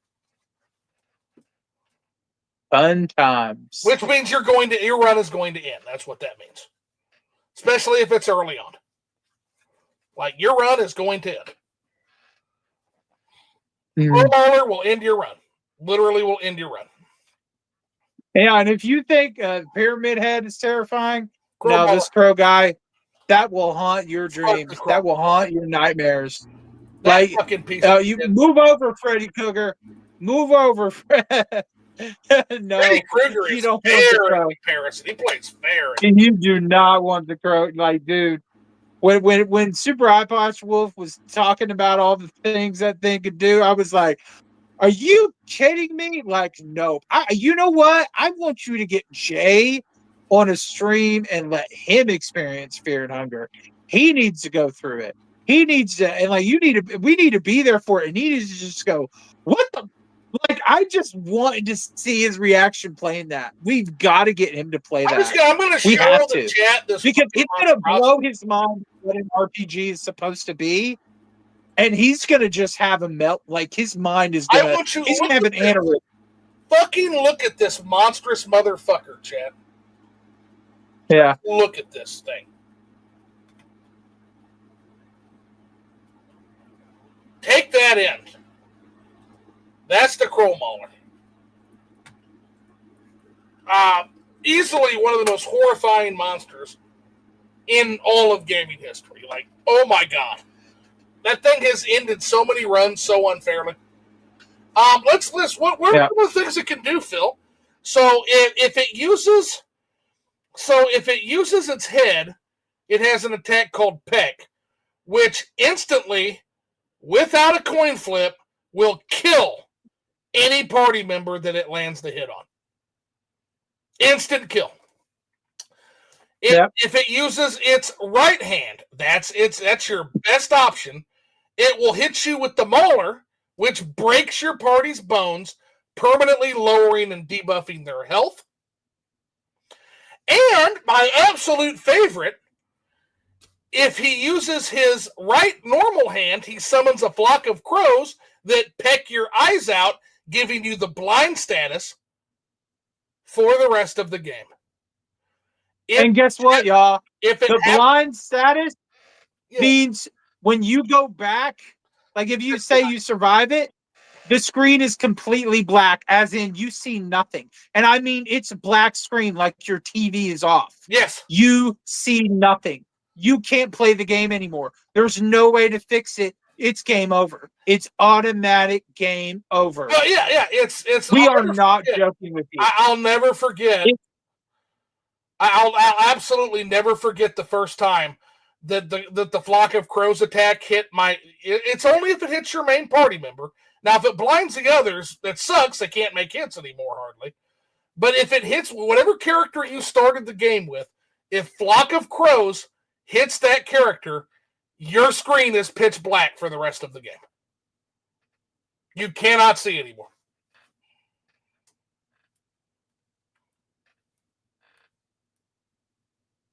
That is not an RPG. It's not. That is literally a nightmare.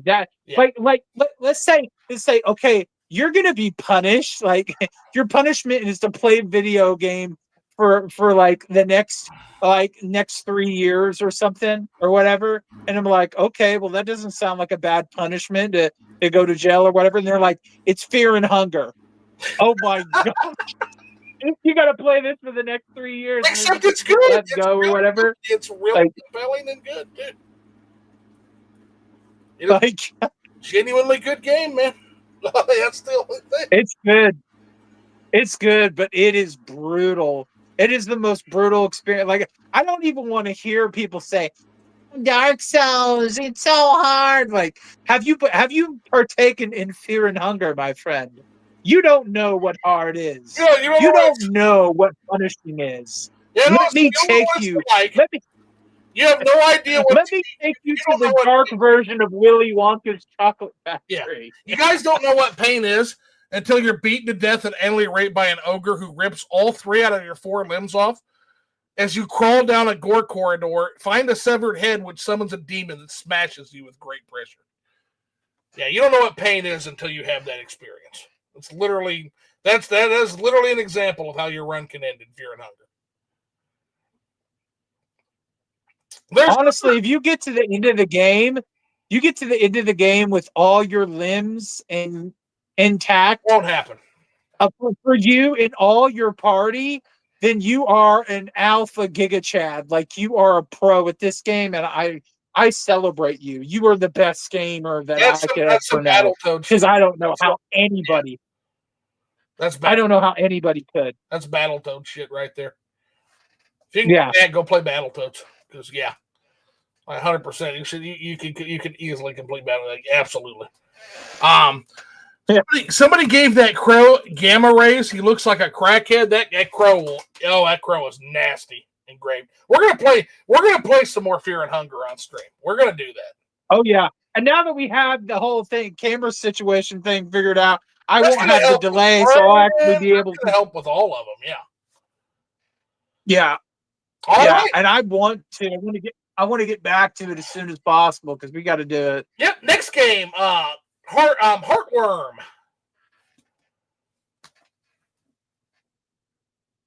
What? Which one? Heartworm.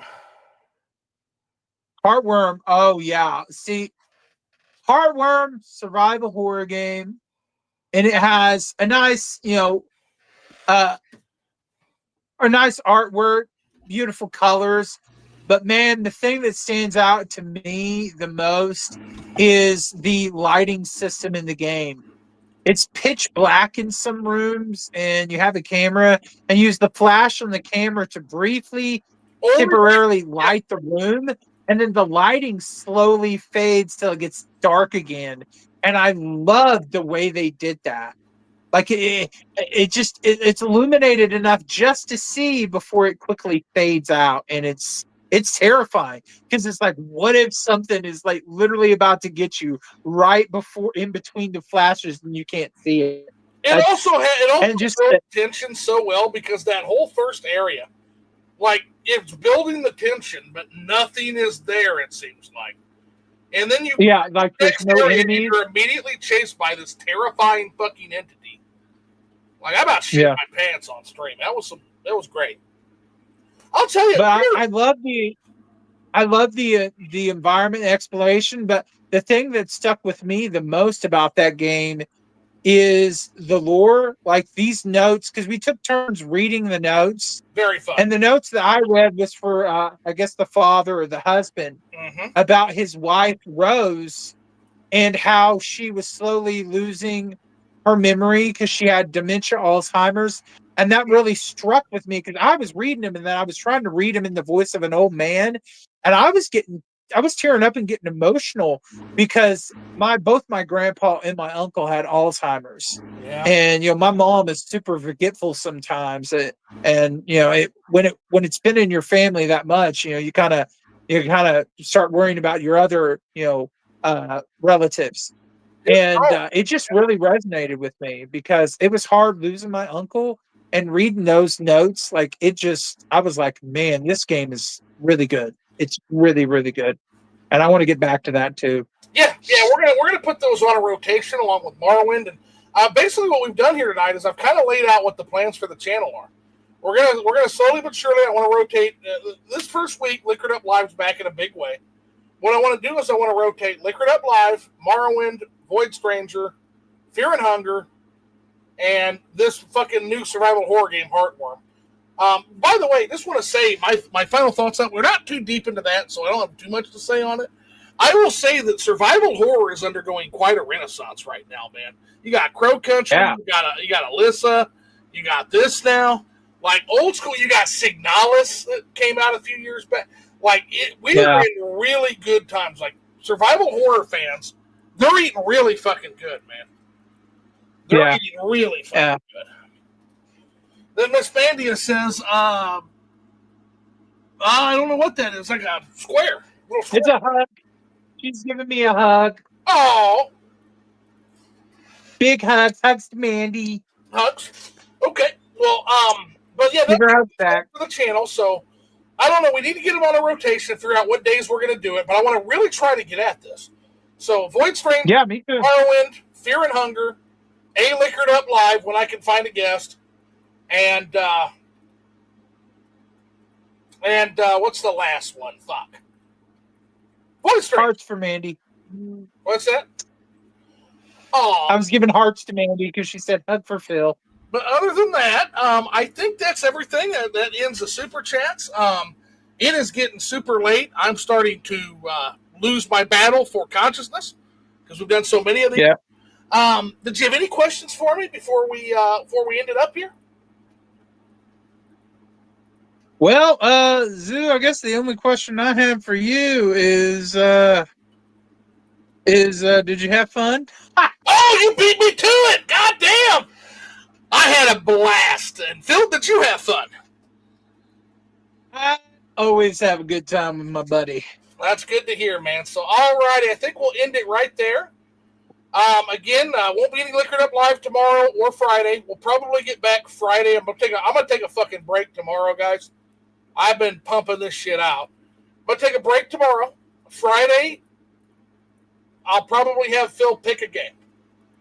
Whatever you want. Morrowind, all right. Void Stranger, pick one of the games. You got UFO 50, which is another game in the rotation we haven't even tried. Deltarune, which is a game that I literally owe Crimson. I got to get that played for Crimson. Deltarune. I have to look that one up. Like the new Undertale, basically. Ooh, okay. It's a sequel to Undertale, yeah. Hmm. But yeah, so tomorrow's gonna be break day though. All right, sounds good. I'll think about what game we want to do on Friday, and I'll let you know. If Jay wants to come on, Jay can come on too. We'll see what Jay's up to. Yeah. See if Jay wants to get. I don't know if it'll be, because I think he's back to work now. He said he's back at work. Okay. So he may not be able to. But we can do it later. Man, you can always do it later on a Friday. If you want. It's up to him. All righty. Well, I think that's going to end it there. Phil, if you want to stay on with me for a little while, just to kind of do a quick denouement. Instead of helmet, I'm starting to learn how to actually say words, guys. Denouement, it's denouement. So if you want to stay on for a denouement, well, sounds kind of kinky, doesn't it? Oh yeah. It's not. It's just like kind of Stop. an ending thing. But yeah, it's all right. Well, I guess we'll end the stream there. I love y'all.